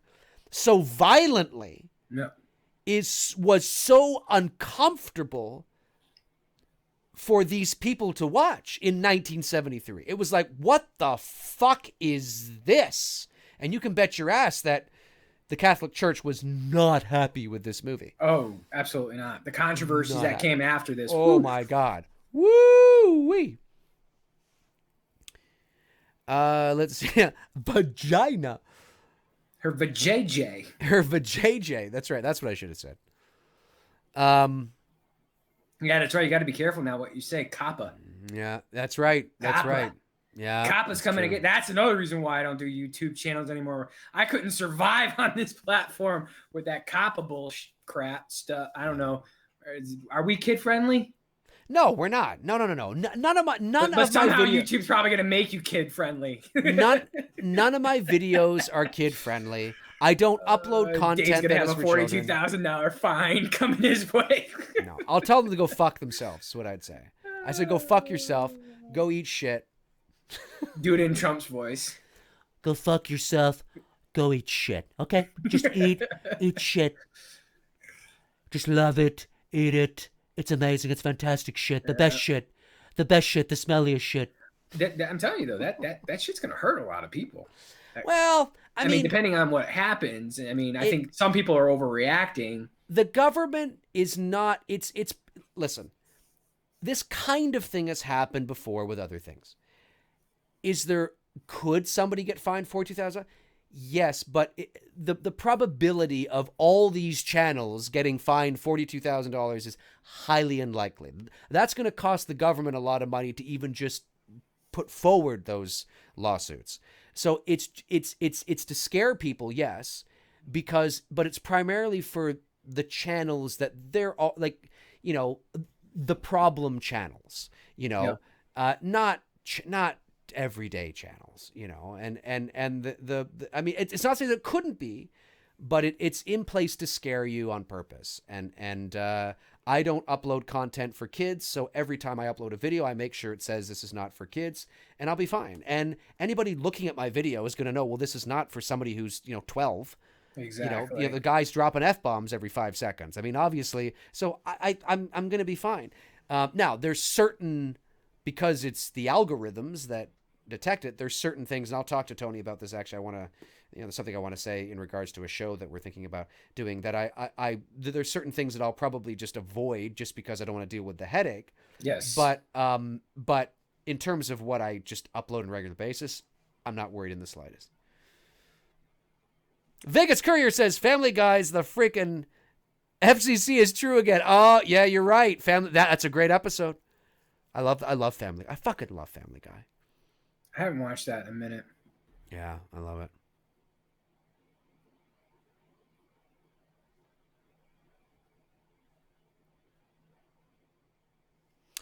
Super chat from Jason Nike. Thanks, buddy. Much appreciated. Says, have you guys seen Castle Rock Season 2? Lizzie Kaplan nails the character of Annie Wilkes. Oh, cool. If Kathy Bates can be replaced, so can Robert Englund, in my opinion.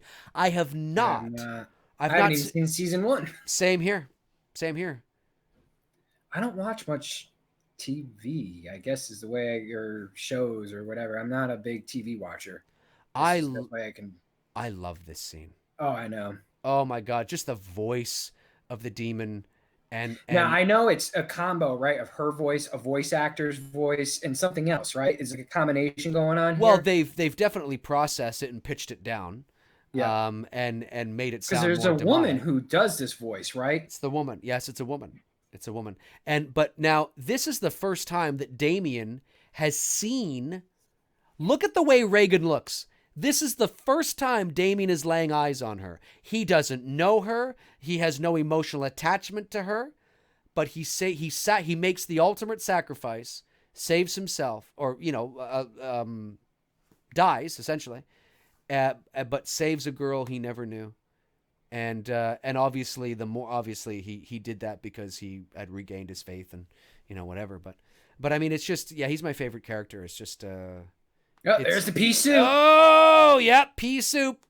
I gotta have that in the photo shoot. Oh yeah. And the green eyes.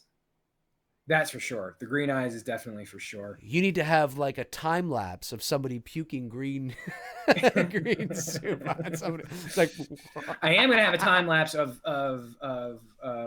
Michael doing the makeup on her. Definitely. Oh, nice. You guys can see the makeup being done. Dahlia Williams says, "Hey Dave, why is it okay for teenagers? Why is it okay for a teenager watches your YouTube channel? Why is it? Do you mean why is it not okay? I can't control who watches my channel, but what COPPA is doing, which stands for the something of the Children something Prevention Protection Prevention Act or something.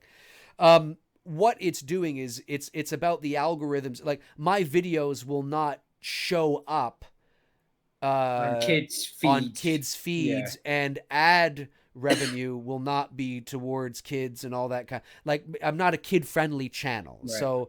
So it's not that a kid couldn't type in Dave McRae and see me, but they're not going to be. My videos are not going to come into their suggestions, things like that. I believe all this starts January 1st. I think. Good luck, guys. We'll see what happens. Yep. Let me see here. Did I get that super chat? I did. Okay. I am Napoleon. You are. Yes. Yes. Tony is Napoleon. Yes, he is. Yes. Reincarnated. Yep. Reincarnated. Brandon Gregory says, thanks for the super chat, says, Yoda baby is the most beautiful man I've ever seen. Well, if Yoda baby is a man, then I am Yoda. Because that ain't a man. This isn't a man. This isn't a man. Bantam 360. Is it weird that I'm not watching the movie but listening to you? No, I mean, no, you don't have to watch it or just hang with us and just. That was the whole point of doing this tight style of podcast. It's something different. It's something that no one's really doing. Obviously, we are restricted to showing it on YouTube. For copyright reasons. But no, I mean, that's the whole point of doing this, for you guys to kick back and hang out. And you can always watch this at another time. Watch it at your own pace with us, even if it's not live during the stream. That's right. And the great thing about YouTube, although this is not a podcast format, and I know some people have said, are you thinking about also making it a podcast? And I mean, I've thought about it, but that's also a lot of work, because that's an extra, file and an extra upload and extra editing and all that kind of stuff. But what's great about this is that, I mean, we're a podcast style. Exactly, because on your way to work in the morning, you can listen to us on your phone anyway. You don't have to watch us. You can put your phone in your pocket, press play, and just listen to us. Listen to us while you're at work for 2 hours to get you through the day. Exactly. Like, you don't have to watch us, because there isn't really anything we're doing that requires a visual, unless we're showing something. But 98% of what we do is talk. So you could just listen to us if you want to. You don't have to watch us.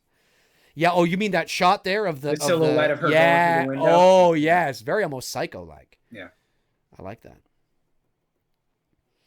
Travis Lauterbaugh. I always say that wrong, I think. But anyway, I'm not watching it either. Yeah, so you don't have to watch it. It's there if you want to. Watch along. December 86. I assume you were born in December 1986, which would make you almost 33.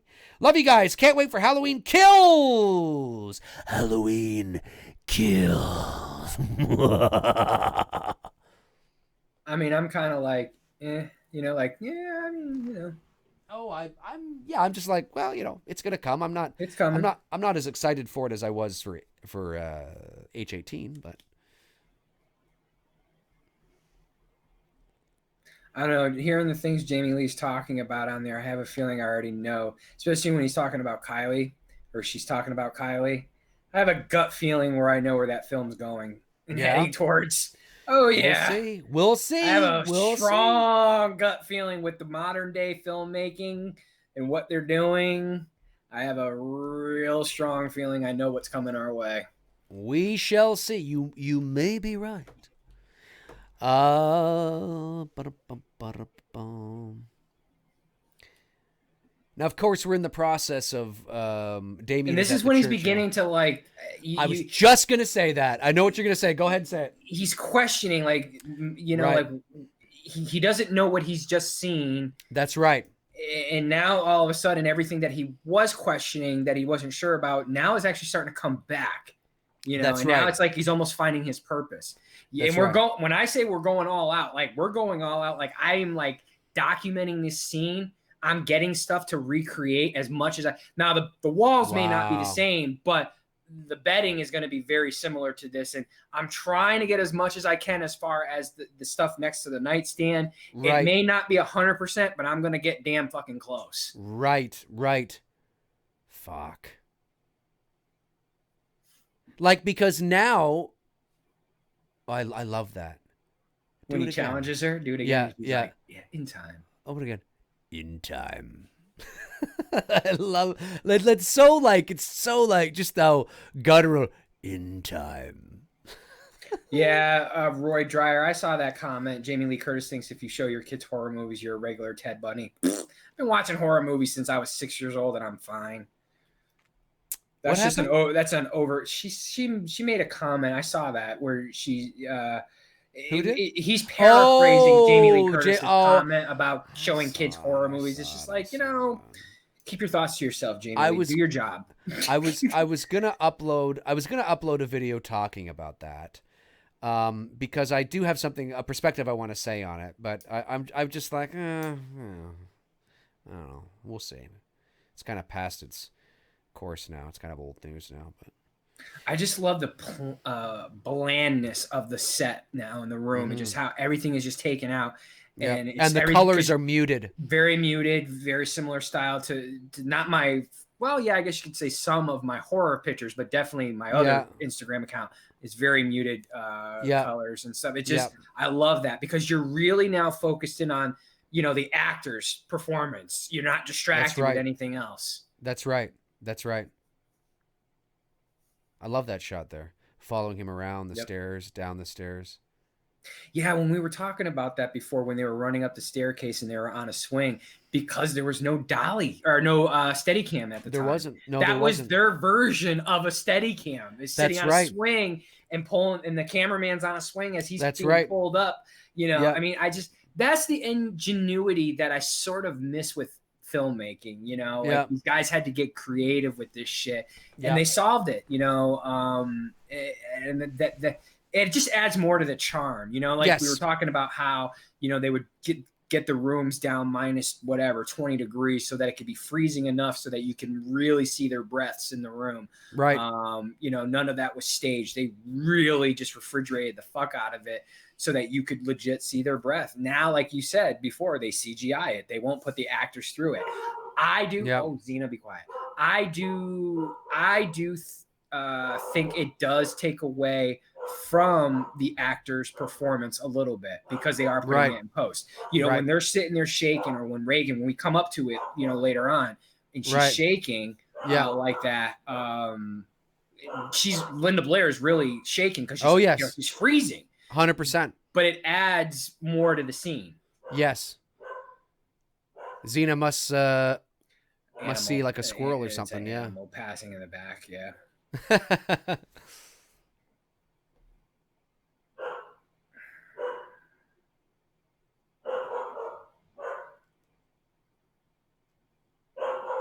Hey. Yeah, he's beginning to come around, but he still struggles.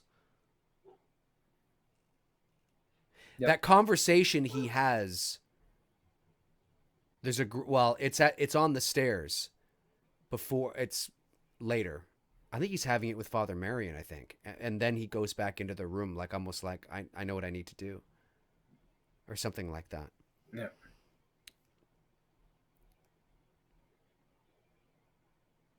Yeah, DMT Infinity, it does take away from the genuine feel of the characters. It does. When you know you've got CGI to go to create breath, it, in my opinion, I think it does. When you're putting, like, when DiCaprio is in the natural environment there in Revenant, you know he's fucking freezing his balls off because they're putting him through fucking hell making this movie. And he talked about it. He'll never do anything like that again because it's really hard. It was really hard on him, you know, because they can.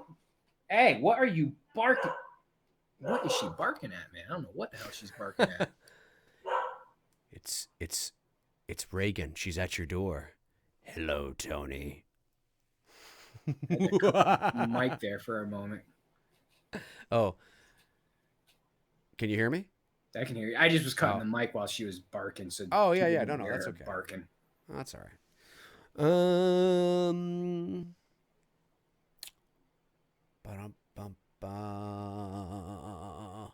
Blu-ray Addict says the original Black Christmas is so creepy. It is. It is.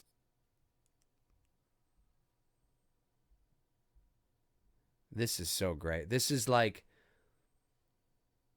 I love that he's just in this. Yeah, I love this. I love this scene on the phone. That's good. Oh, and when he, you know, he's going there to. Yeah.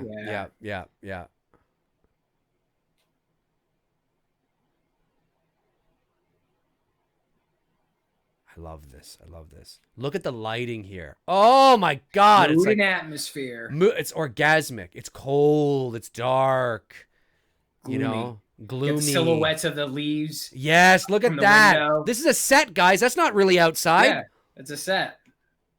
Look at the breath.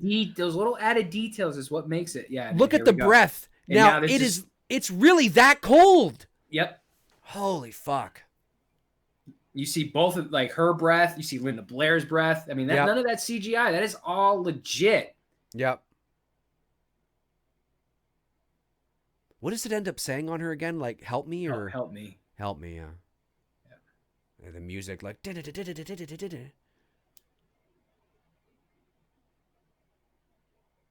Look at that shot. Yeah.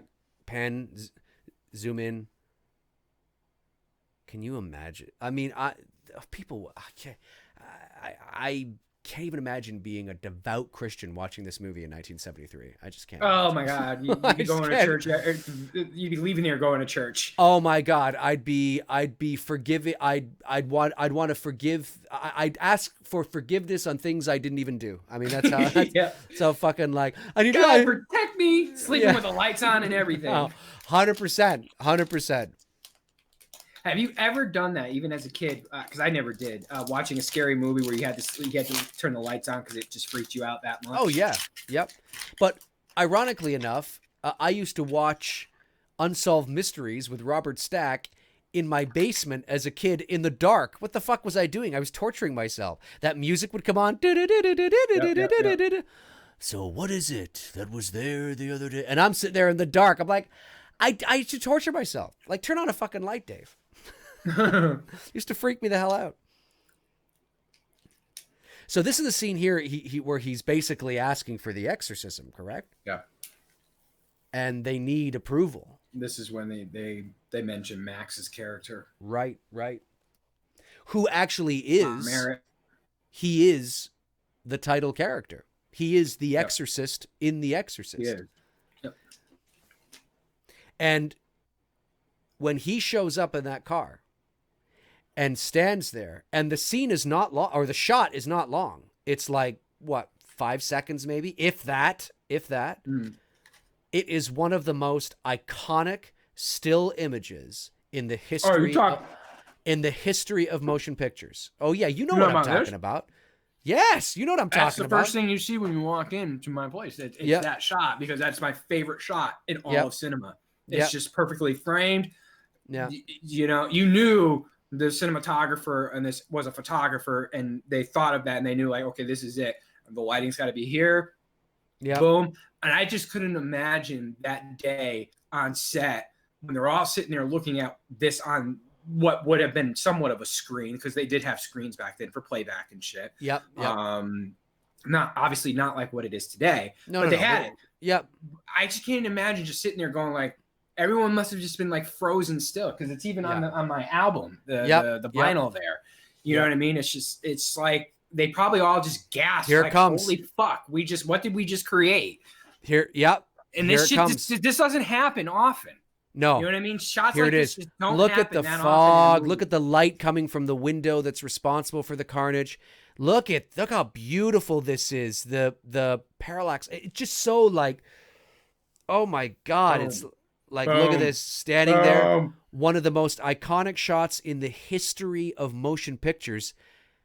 And it wasn't even that long of a shot. Did you see how close that was? It's not even a second. I don't think you can get a full second out of it. No, it's unbelievable. It is it's just, wow.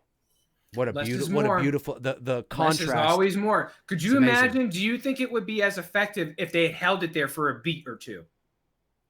I don't think it would. I think it's the perfect amount of time. Just enough. I think they could have held it a bit longer. I think they could have held it for a beat or two, but not milked it any more beyond that. Yeah. Not milked any more beyond that. Like watching him walk into the gate. No. I mean, like a slight pause, hold it for a beat, and then for cut a beat to right. Reagan. Yeah. I think you could have done that. I agree. Yeah, I think you could have done that. I probably would have done that. It is. It's one of the most iconic shots of all time. One of the greatest. Who was saying Holly Klein, I still sleep with the lights on. I guess in a way I know. Well, in a way I sort of do. I fall asleep every night to it, to either watching Cheers or Frasier. Yeah. Those are usually my two go-to shows to watch. So I guess a light is on. It's a TV light. Right. I can't fall asleep anymore without some type of noise. Either it's a white noise, like a fan sound, or TV sound. You know what? I can't sleep in silence. It's interesting. I tend to have that too. I'll put something on. I'll watch something and then have some sort of white noise on or something. Yep. I sometimes find, I don't know if anybody is like this in the chat room, but I sometimes find that I actually will sleep better if I have a nap in the afternoon than I do at night. And I think it's because I'm a night owl, and my mind races, and I think about all kinds of. So it takes a bit for me to settle down. But in the afternoon, sometimes, because I do most of my work from home, and obviously I have the afforded luxury of just doing that if I want to. Sometimes I'll, go take a nap for an hour or something, and I fall asleep very fast. But at nighttime, I don't fall asleep as fast. Nope, that's why I 420 it. And smoke my weed, because if I didn't at night, my mind would be constantly racing and I couldn't relax. So it's a combination of smoking, watching TV gets my mind totally at ease, because I'm the exact same way.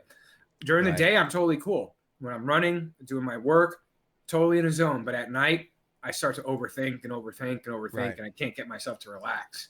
Right. There's only one. I love it how just that assertiveness with that line when he stops Damien. He's like, there's only one, because he knows. Yes. Oh, yeah, 100% he knows. Yep. He knows absolutely 100%. He knows. The mother just looks... And you hear Reagan in the background. Oh, yeah. I love that. It's subtle, but it's enough. It's not overkill. Today, again, this is the comparison, folks, of what we're talking about. Today, that would have been overkill. It would have been too much noise. Back then, they did it. The sound design did it just right, where you as they're walking up, you hear her, but it's not over drowning the scene. That's right. Look at that breath. You know how cold it? Oh, it's unbelievable. And you know how small this room. You get to see how small this room is, and I like that. I like that because if they shot it wide meaning with a wider lens, I think it loses the intimacy in closeness that you start to feel with the characters and the scene in itself. Yes. The wider you are from it, like even this perspective, you know what I mean? It's just everything is so close. There's really no wide shots. Right. Yep. Yeah.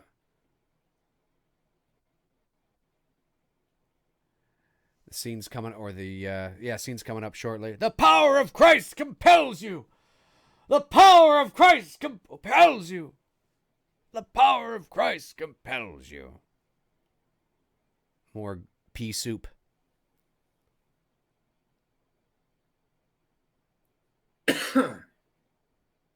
I love this. I love that. Doing the whole like tongue thing. She's acting and behaving in ways that a 13-year-old girl or 12 or however old she is just shouldn't be doing. Look at the fucking breath. Both of them. On Max and her. Yeah. I mean, that's legit, folks. I know we've talked about this enough already tonight, but that's just fucking great filmmaking. And again, they could have shot that two ways. He didn't. He chose to keep it tight, whether it was an 85, probably an 85 mil, because I could tell by the way she's framed and shot and he is. It looks like within an 85 mil focal length is what I'm referring to. It's a tight medium shot. They could have gone wide, but they're not going wide at all, because he did that deliberately to almost create this coffin-like feel, except here. Now you need the wide to show what's about to go down. Right. But he brings it back because it creates that uncomfortable feeling of being enclosed. Right. And you ask anybody, even myself, I'm not a fan of being enclosed. It does make an uneasy feeling. And that's deliberately done in this scene here. 100%.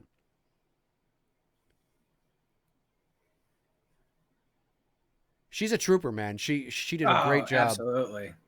She did a great job. Now we're getting the wide. Yep, and pulling back, because you can do that because it's a set. Like, really, there should be a wall there. Like, really, you should not have that, Yep. That perspective, but. And Damien is just watching and observing, and he's almost like this is fucking happening. I love the bad rising up. It's just like, like what the fuck? What the hell? Yeah. I can't even respond, bro. Yeah, especially when the bad begins to rise up. You know what I mean?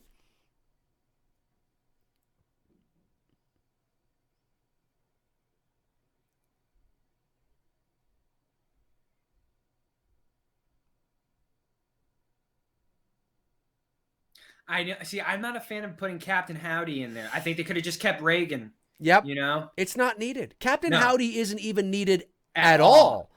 At any time. Nope. You don't need him at all at any time. Ever. Ever. Remember when they added him in when the mother walks into the kitchen? Yeah. And there's that little flat, like, why? You don't need noise. that. The noise was more than enough in that scene. The lights flickering was more than enough. Yep. Yeah. You don't need that at all. Look at the pea soup coming out of her mouth. Actually looks tasty. It's because of the color. It's actually a nice color of green. Yeah. I think if they had made it a little more diarrhea color, I think it might have been more disgusting. But I'm just kind of like that. Actually, it's like this lime green. It actually looks kind of nice. Get more mustard in there, and then it'll look gross. Robert Kitzmiller says, Dave, Tony, if we weren't bombarded with the blockbuster bonanza of our time, do you think Hereditary would be up there with... I think we answered that. Yeah. We did answer that for you, buddy. We did. Yep. We did. And yes to your answer or question. Yeah. He might have gotten bumped off. He might not have been on at the moment. Oh, that's true. That's a good point. We did answer it, dude, just so you know. Yeah. Aaron Click says, I've had creepy things happen in my house while watching The Exorcist. Tony, maybe your dog is picking up on on demonic vibes. Animals. Ooh. I live out in the country. It's animals. Yeah.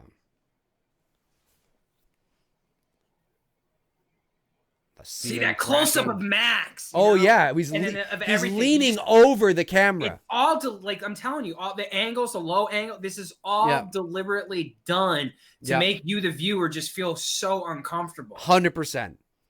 It's to create a claustrophobic environment where you feel that you are living vicariously through these two priests. Yep. You are part of the head turn. What's going on. Oh, here it comes. Damien's just like, what the fuck? Oh, she just turned her head off. Now there with the split face, I'm okay with Captain Howdy being there. I'm okay with that because it's a subtlety. You know what I mean? Right. Well, because it's mixed in with Reagan, with hers, exactly. Right. Exactly. That's where it's effective. But anywhere else, I agree. I was not. Yeah. Oh, here we go. Oh, here it comes. Oh, this is such a. See, I don't have look to at deal that face. With what you have to deal with. I love that face. I don't see any of it. I know what you're gonna say. You see, I don't get to see it, which is cool. I am. I love it. The levitation. Yeah, I don't see it on this version. I don't see it either. So, compels you. The power of Christ compels you. Believe me, guys. I have a way that I might be able to pull this shot off. Like I really do. We're coming up with a really cool creative idea to have the girl levitating and creating this shot. Well, you could just composite that though, can't you? Like you don't have it. Yeah. There's a way I can pull that off. Right. Yeah. I don't think you actually have to do that because you can actually have her on something, but then remove it in post. Mm-hmm. Is that what you're going to do? Yeah. Yeah. Remove what's underneath her. That's easy to do. That's just me standing above the girl and getting a shot. Right. Christ compels you. I know. It's compels you. The power of Christ compels you. It's so like they mean business, Exclamation. Yes, just everyone. I love Reagan's. Excuse me, the white eyes and shit. Love it. Yeah, and then, the wires ES or E_S18. I'm fortunate enough on my version digitally. I don't have that. I know some people do that with the upgrade. See the wires. I don't see it. What's so disappointing to me is that many of these older films that had these practical effects, Poltergeist is another one. There's lots of them. Elm Street. Unfortunately, with the transfer from to Blu-ray, they've stripped away a lot of the masking that was done. And what I don't understand, although I guess it would cost too much money. Yeah, that's a great shot. Sorry, the shot of her reaching up with yeah. Sorry, I didn't mean to interrupt you, but that's such a great shot of her silhouetted. Yes. Oh, it is. Looking at her. It is. It's fantastic.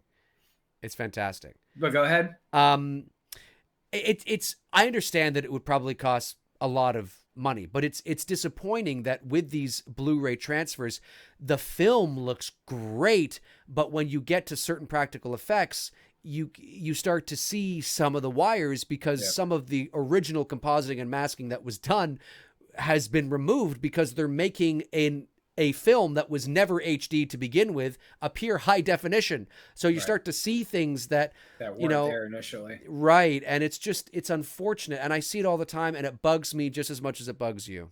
Yep. The Manhammer AR-15, who's Captain Howdy? He was asking you that question. That's just the name that Reagan was calling, because that's when Reagan was, it was like her make-believe friend, which ultimately becomes Pazuzu, who possesses Reagan. That's who was talking to her initially, and she named him, or I revealed himself to be Captain Howdy. Is that? Yeah. So yeah. I love this scene too, when Marion says, I'm paraphrasing, but he's like, all right, we'll take a break and start again. And I remember thinking, hold again? Yeah. Like everything you just went through and you got to do it again. It was great. Love that. Now, this conversation that Father Marion and Damien have is so important to bringing Damien's character virtually almost full circle. Yeah, exactly. And it's one of the most important scenes in the movie. Period. It's great. I love this. He knows what he has to do, and it's almost as if they both know they're not going to make it out alive. Like there's almost that sense there that there's a real possibility that may not happen, or sorry, that may happen.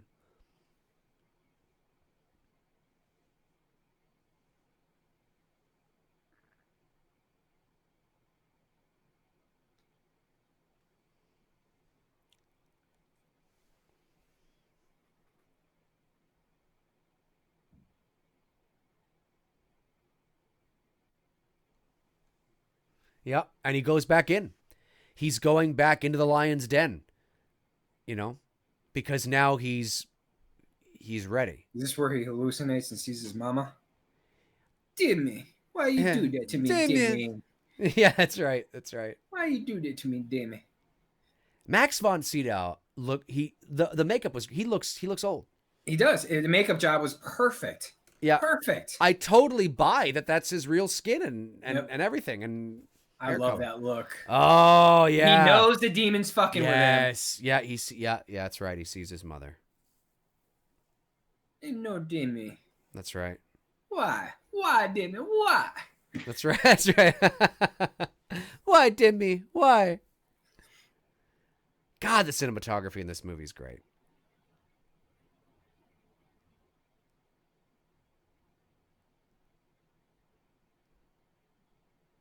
And of course, the conversation he has here with... You're not my mother! That's right. That's right. You're not my mother. Why you do this to me, Dimmy? Your mother fucks cocks in hell. Or no, sucks cocks in hell. That was great. Not now. I mean, that was earlier in the movie, but that's shit, man. Which is the symbolism of the dream when she's going down. Right. Right. Well, she was saying that was. Oh yeah. Yeah. That's right.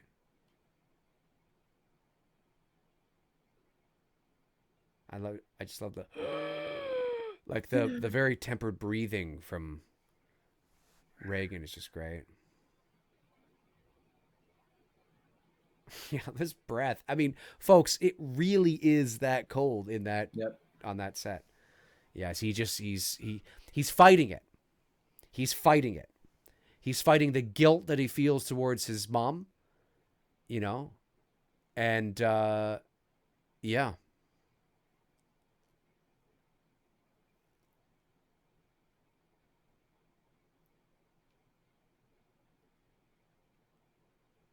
So good. So good. Aaron Click says, talking to Dahlia.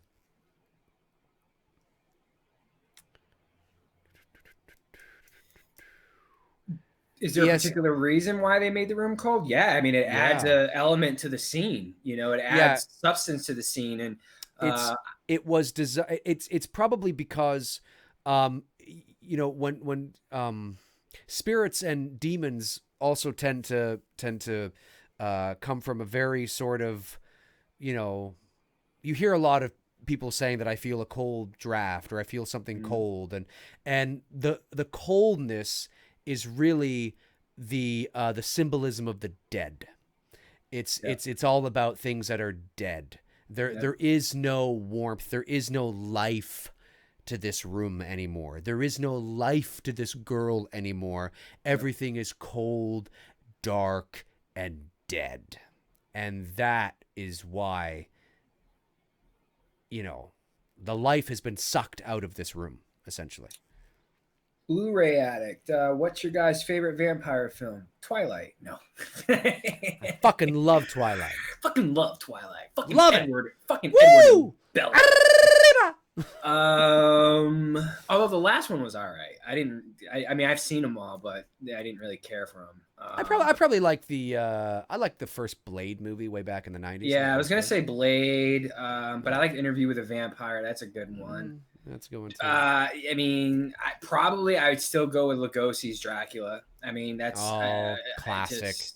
It doesn't get better than Lugosi Dracula. I mean, I can't think of anything better than that. That's just my opinion. I know other people out there probably would, you know, because it's how dated it is and how old it is. But there's just something about Lugosi's performance as Dracula.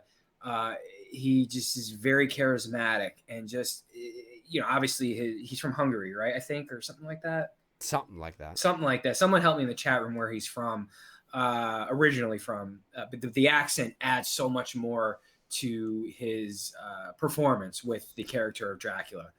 So that would be my personal favorite. That look right there that Damien just gave the mother was like, no, and now he stands up. He's going like, is she gonna die? And he's like, no, not on my watch. Not gonna happen. Exactly. He now knows what he needs to do. Yeah. And he's going, and he doesn't. I think he knows he's actually going to die. Yeah. He's going to He knows that in this moment. Yeah. He's going up there to sacrifice himself to save a girl he's never met. Yeah.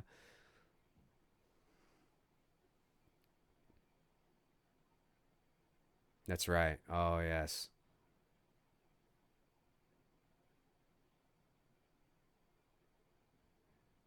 Doesn't he start? She's just sitting there like, whatever, bitch. Whatever, dude. Fucking took that old guy out, motherfucker. Look how cold they've made him look too and dead. It's all about dead. Yeah, the coldness is the representation of just the dead.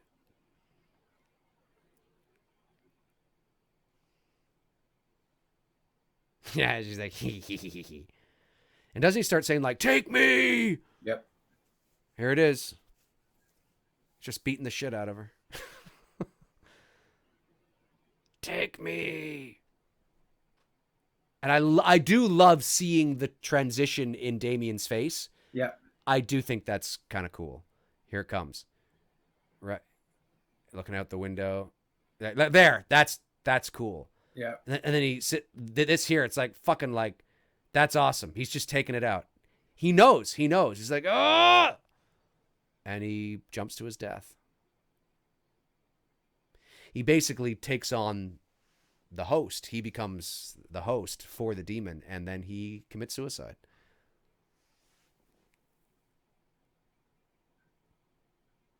Yeah, Ryan Olsen, the theme song Tubular Bells is great, and you only hear it twice in the film. You hear it at the beginning and at the end. That's right. That's it. It's classic. Super chat comes in with Howard D. Thank you. Have you guys seen the parody film Repossessed? The parody film Repossessed? No, I haven't. I've never heard of it. No, I haven't.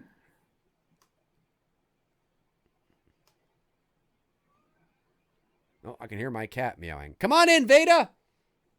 Come on in. Our animals are freaked out from this movie. I think you're right. She's sensing something. Hey, Veda, how you doing? What's going on? I got to take you to the vet this weekend for your annual checkup. You're not going to like that. No, you're not going to like that.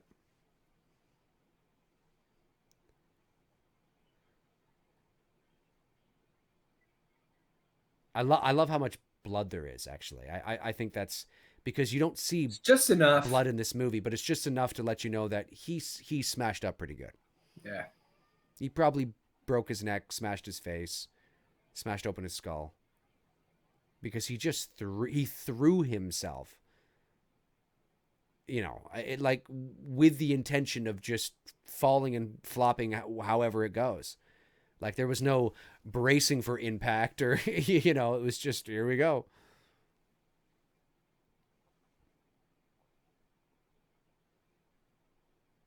I remember the first time I watched this movie too. I remember thinking, how are they going to acknowledge, like, does Reagan remember anything or whatever? But they do acknowledge that she has no memory. No memory. Yep. Yeah. I mean, she probably knows something happened, but she has no memory of the details.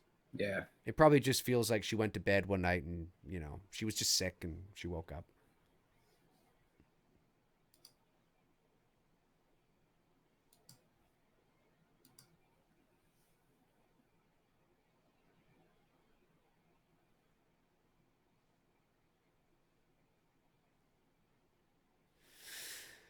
Ba-da-ba-ba.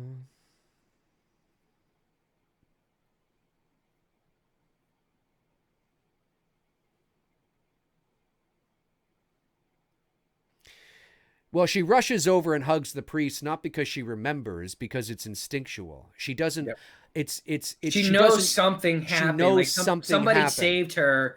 Right. I think that's what she's not registering. She's not registering him. She's not registering the details of what happened. It's an instinctual feeling that this is a good thing. This is positive. Yeah. I need to hug this person. I don't know why, but I am compelled to go and hug this person because he had nothing to do with saving her. It's the symbol of what it represents. Just look at her. She's looking at the collar. That's right. That's right. You see, she's fixed on her eyes. That's are fixed on the collar. Right. It's something. It's almost a spiritual, intuitive knowing. Like she knows something happened, but she doesn't know quite what happened. Right. That's why she did that. But she doesn't remember what went on. Right. Super chat from Howard D. It stars Lily. I see. Nielsen and Marion Roll and Linda Blair as an adult. Like, okay. I'll have to check it out. That's funny. Thank you for the super chat, by the way, Howard. Much appreciated. I'll check that out. I'm always down for a good parody. Now, I will say that I do think this ending scene with I think it drags on a little bit. Not here, but when he meets up with the cop and starts talking detective. Again. Yeah, I kind of think they could have just kind of cut it a little. Like maybe actually end it here. Although I guess you kind of do need... I guess whatever happened to the detective might feel a little unresolved, perhaps. But maybe if the detective, I don't know. You could have just done it like this, and that's it. That's it. I mean? Fade to black right there on him. That's it. Yeah, or even on her. Right. Him. Or him. Fade to black or whatever. Yep. And bring just up tubular bells, and that's it. Yep. That's it. Because now it does go on for an extra, I don't know, 5 minutes it seems, or something like that. No, not 5 minutes. An extra. 2 minutes, if that. 2 minutes or whatever, yeah. But and I understand that, you know, it's not like it's completely unnecessary, but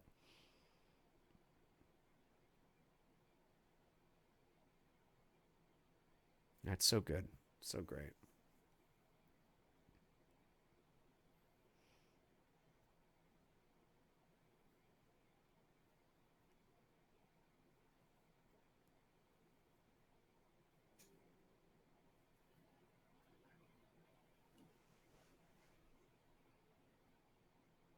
Like, it almost feels like it came to its natural end.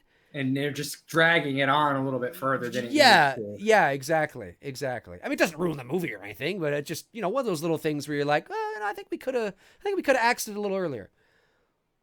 But of course, you know, what he says is, you know, I get it, but. And then I thought, okay, they're going to end here. And then they start walking across the street together. And I'm like, guys, what's going on here? Do you like movies? Yeah, that's right. Do you like movies? Well, in about 30-something years from now, there's going to be this platform where a bunch of people on there are going to give their opinion about movies. That's right. That's right. But this proves my point of what I try to tell people of what we used to do back in the day. When you found someone who was interested in movies, you'd get together, hang out, and just talk about movies, horror 100%. movies. 100%. Absolutely. Absolutely.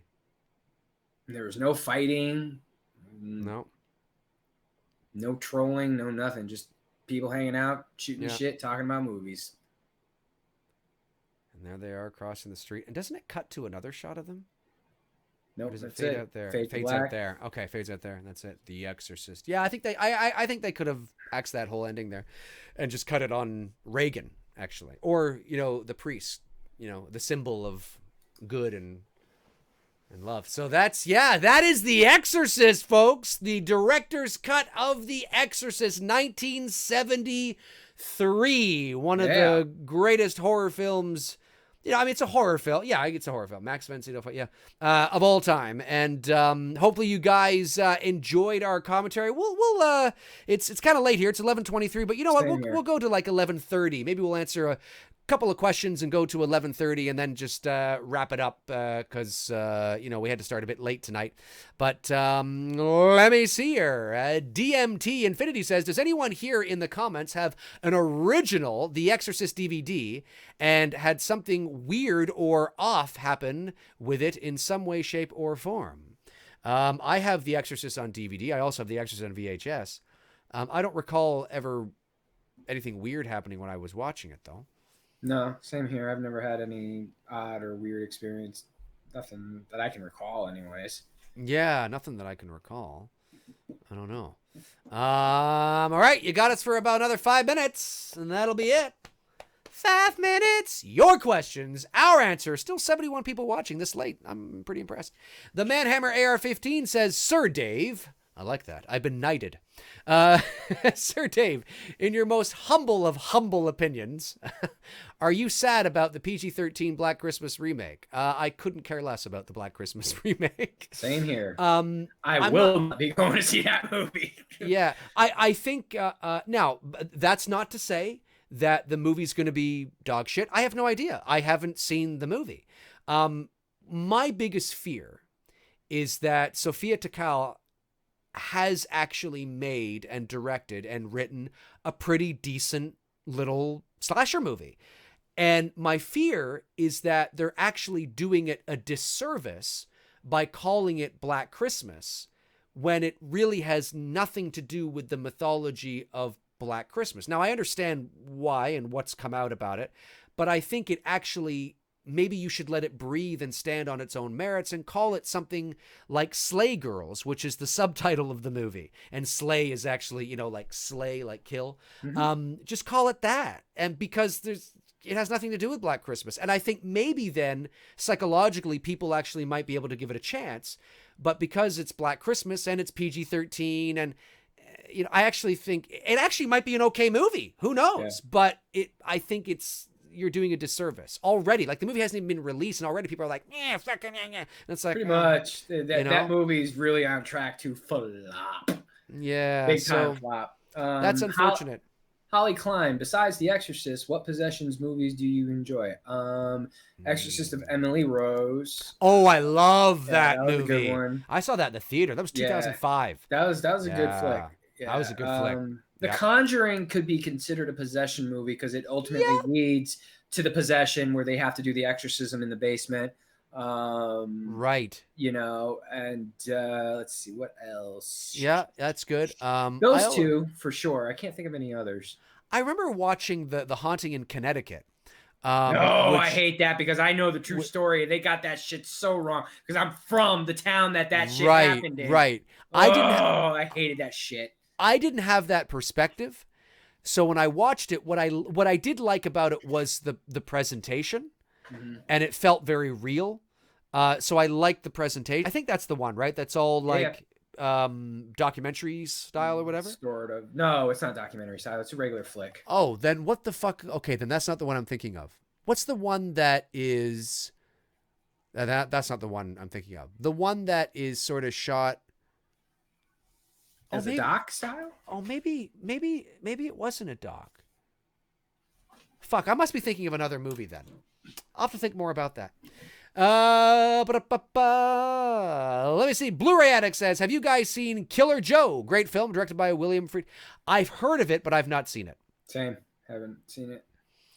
The Last Exorcism. Thank you, man. That's a Hammer good one. AR-15. That's the one I'm talking about. That's a good one. Yeah. That's the one I'm talking about. The one that shot like a doc style. Yeah. Yes, I actually enjoyed that in that film.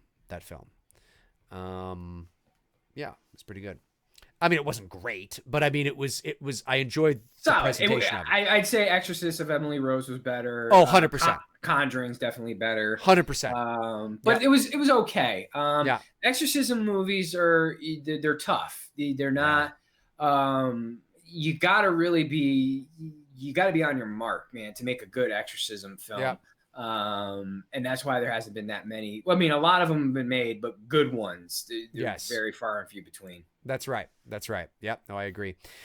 Let me see. DMT Infinity says there's a post-credit scene with the Virgin Mary, by the way, but it's only about 10 seconds. Yeah, I do remember that. Mm-hmm. I do remember that. Kevin Bacon's boner is here. Yes. Kevin Bacon's boner. Love Kevin Bacon's boner. My buddy asks if you. I love Kevin Bacon's boner. My buddy asks if you were to try and kill Chucky, how would you do it? Well, Chucky or the entity that is Chucky? I mean, I don't know. I would just probably. I would. Okay. I'm thinking too seriously about this. They want to be entertained, Dave. I would take Chucky. I would capture him, put him in a fucking headlock, snap his neck. And that's not going to kill him. And then I would put him in a garbage bag and I would drive out into the country, right to a very big cliff. And then I would hurl him off a cliff lit on fire with dog shit inside, watching him fall off the cliff and dog shit smothered all over the doll. And then you get Chucky going, fuck, my neck, and then he just falls and then he'd be eaten by vultures and coyotes and shit. That's how I can top that. I'd just drop a nuke on him. That's it, you're done, buddy. And scene. Along with everybody else around you, but hey. And scene. You know how I would do it? I'd do it like riding the warhead in, oh my God, what's that movie? Where he's riding the warhead as, he's going down. Oh my God, I'm drawing a blank. It's an iconic scene in cinema. The guy's riding the missile in. He's on the missile and he's straddling it and he's riding it in. Holy fuck. True Lies? No. What's he talking? Oh my God, I am so drawing a blank. Someone's going to help me out in the chat room. Yeah. Anyways, that's how I would do it. Take the batteries out? No, you can't take the batteries out. Remember, they took the batteries out in the original and it did nothing because Chucky doesn't need batteries. Whoa. Epic fail, ladies and gentlemen. Yeah. Zach Axiola says, thoughts on the rise of Skywalker being 2 hours and 21 minutes. I'm excited for the film, but I think the runtime is too short. It was originally 2 hours, 35 minutes. No, it wasn't originally 2 hours and 35 minutes. That's what was reported. Dr. Strangelove. Thank you, guys. There you go. It's fucking what's his name's movie. It's my God, Kubrick. Thank you. I'm tired. I need to go. Yeah. Hey. Yeah. Exactly. I don't think. Listen, longer doesn't mean better. That's what she said, or that's what she didn't say. No, but the length of a movie doesn't. It doesn't. Listen. Do you love The Empire Strikes Back? Do you love Return of the Jedi? Do you love the original trilogy? Well, all those films are shorter than The Rise of Skywalker, right? Yep. So now I understand that there's a lot to wrap up, but 2 hours and 21 minutes, that's a long movie. That's 2 hours and 21 minutes. Very true. So length there are movies that are long that are boring as fuck. There are movies that are long that are great. There are movies that are short that are boring as fuck, and there are movies that are short that are great. So I don't think really I think there's a psychological mental block that people feel that the movie needs to be 3 hours because Endgame was, 3 hours, and this needs to be because there's so much. It's not about the length. It's about how you cut the movie, the pacing of the movie, and whether it has nothing to do with that. Sometimes movies can be too long, and 2 hours and 21 minutes. It's longer than The Force Awakens. Mhm. You know, it's like the third longest Star Wars movie of all time, behind The Last Jedi, and I think maybe Revenge of the Sith. No, Attack of the Clones, maybe, Attack of the Clones, I think, or something I like that. I have to look at Yeah, it. like I it's don't know it's off the top fine. of my It's head. perfectly fine. Perfectly fine. E_S18 favorite Kubrick film besides The Shining. Well, my favorite Kubrick film is Clockwork Orange. That is for me. It would go Clockwork, Shining, Lolita, Doctor Strangelove. And that's about it. I'm not a fan of Lyndon Barry. Eyes Wide Shut didn't really do much for me. Kubrick in his early days. 2001. Yeah. I would put that on my list. I would put so for me it would go Clockwork, Shining, Lolita, Doctor Strangelove, and 2001. I would probably go 2001, Shining, Lolita. Really, not over Clockwork? Oh, right. I'm surprised. No. No,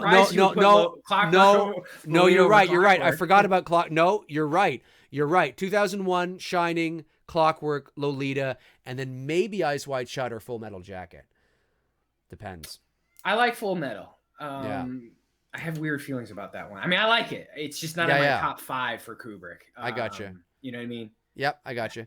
Super chat, Jason Knight again. Thanks, buddy. You guys seen A Quiet Place? Really good cinematography. I have a video on my channel. I thought A Quiet Place was one of the most overrated movies I've ever seen in my life. Now, I liked it. I know you didn't. I liked it. Well, no, I did not like it. I just, because of the hype that was surrounding it, I watched it and I thought, what the fuck is everybody... Like, I'm sitting there, I'm thinking, there's a video on my channel where I talk about A Quiet Place and Bird Box, I think, in the same video. So, Jason, just YouTube Dave McRae, A Quiet Place / Bird Box or something, and it should come up. And I'll tell you, well, I go into detail why, I didn't hate it or anything. It's not like The Last Jedi or something, but I just was like, oh, that's it. Like, I'm like, watch the video. All right. So that's going to do it for Tony and I here on episode 47 of Two Dudes and Some Bullshit. We want to thank you guys for watching and, of course, supporting the channel each and every month. We love you guys. We think you guys are awesome. And, and we got will another be back. good live watch next week, too. We do. You know we what do. It is, right? Yeah, I think so. Let's not say it because there's something I want to mention to you after about the COPPA thing and all that kind of stuff. So I want to see, but I don't know if it'll affect it or not, but there's things I want to tell you. So, but yes, we have another episode coming next week, for episode 48. And then before the end of the year, we should be able to hit episode 50, which should be a big celebration. We should think of doing something. Well, we already passed our 1 year on November 4th. We did. We absolutely did. 100%. Yeah. So, folks, have a great rest of your week. I might have a video or two coming up this week. Not sure yet. Depends what's going on. And, don't forget to follow me on Facebook. All the links are in the description. Of course, my Instagram and my Twitter are underneath my little window that you're watching me on. And Tony's Insta. His 2 Insta pages are underneath his window as well. So, good night, everybody. And we shall talk to you soon. Tony, any last words? Nah, man, I appreciate you guys always supporting the photos, whether it's on the horror page or now the new page. I appreciate it. Thank you guys very much. All right. Take care, everyone. We'll talk to you guys soon. Cheers. Later.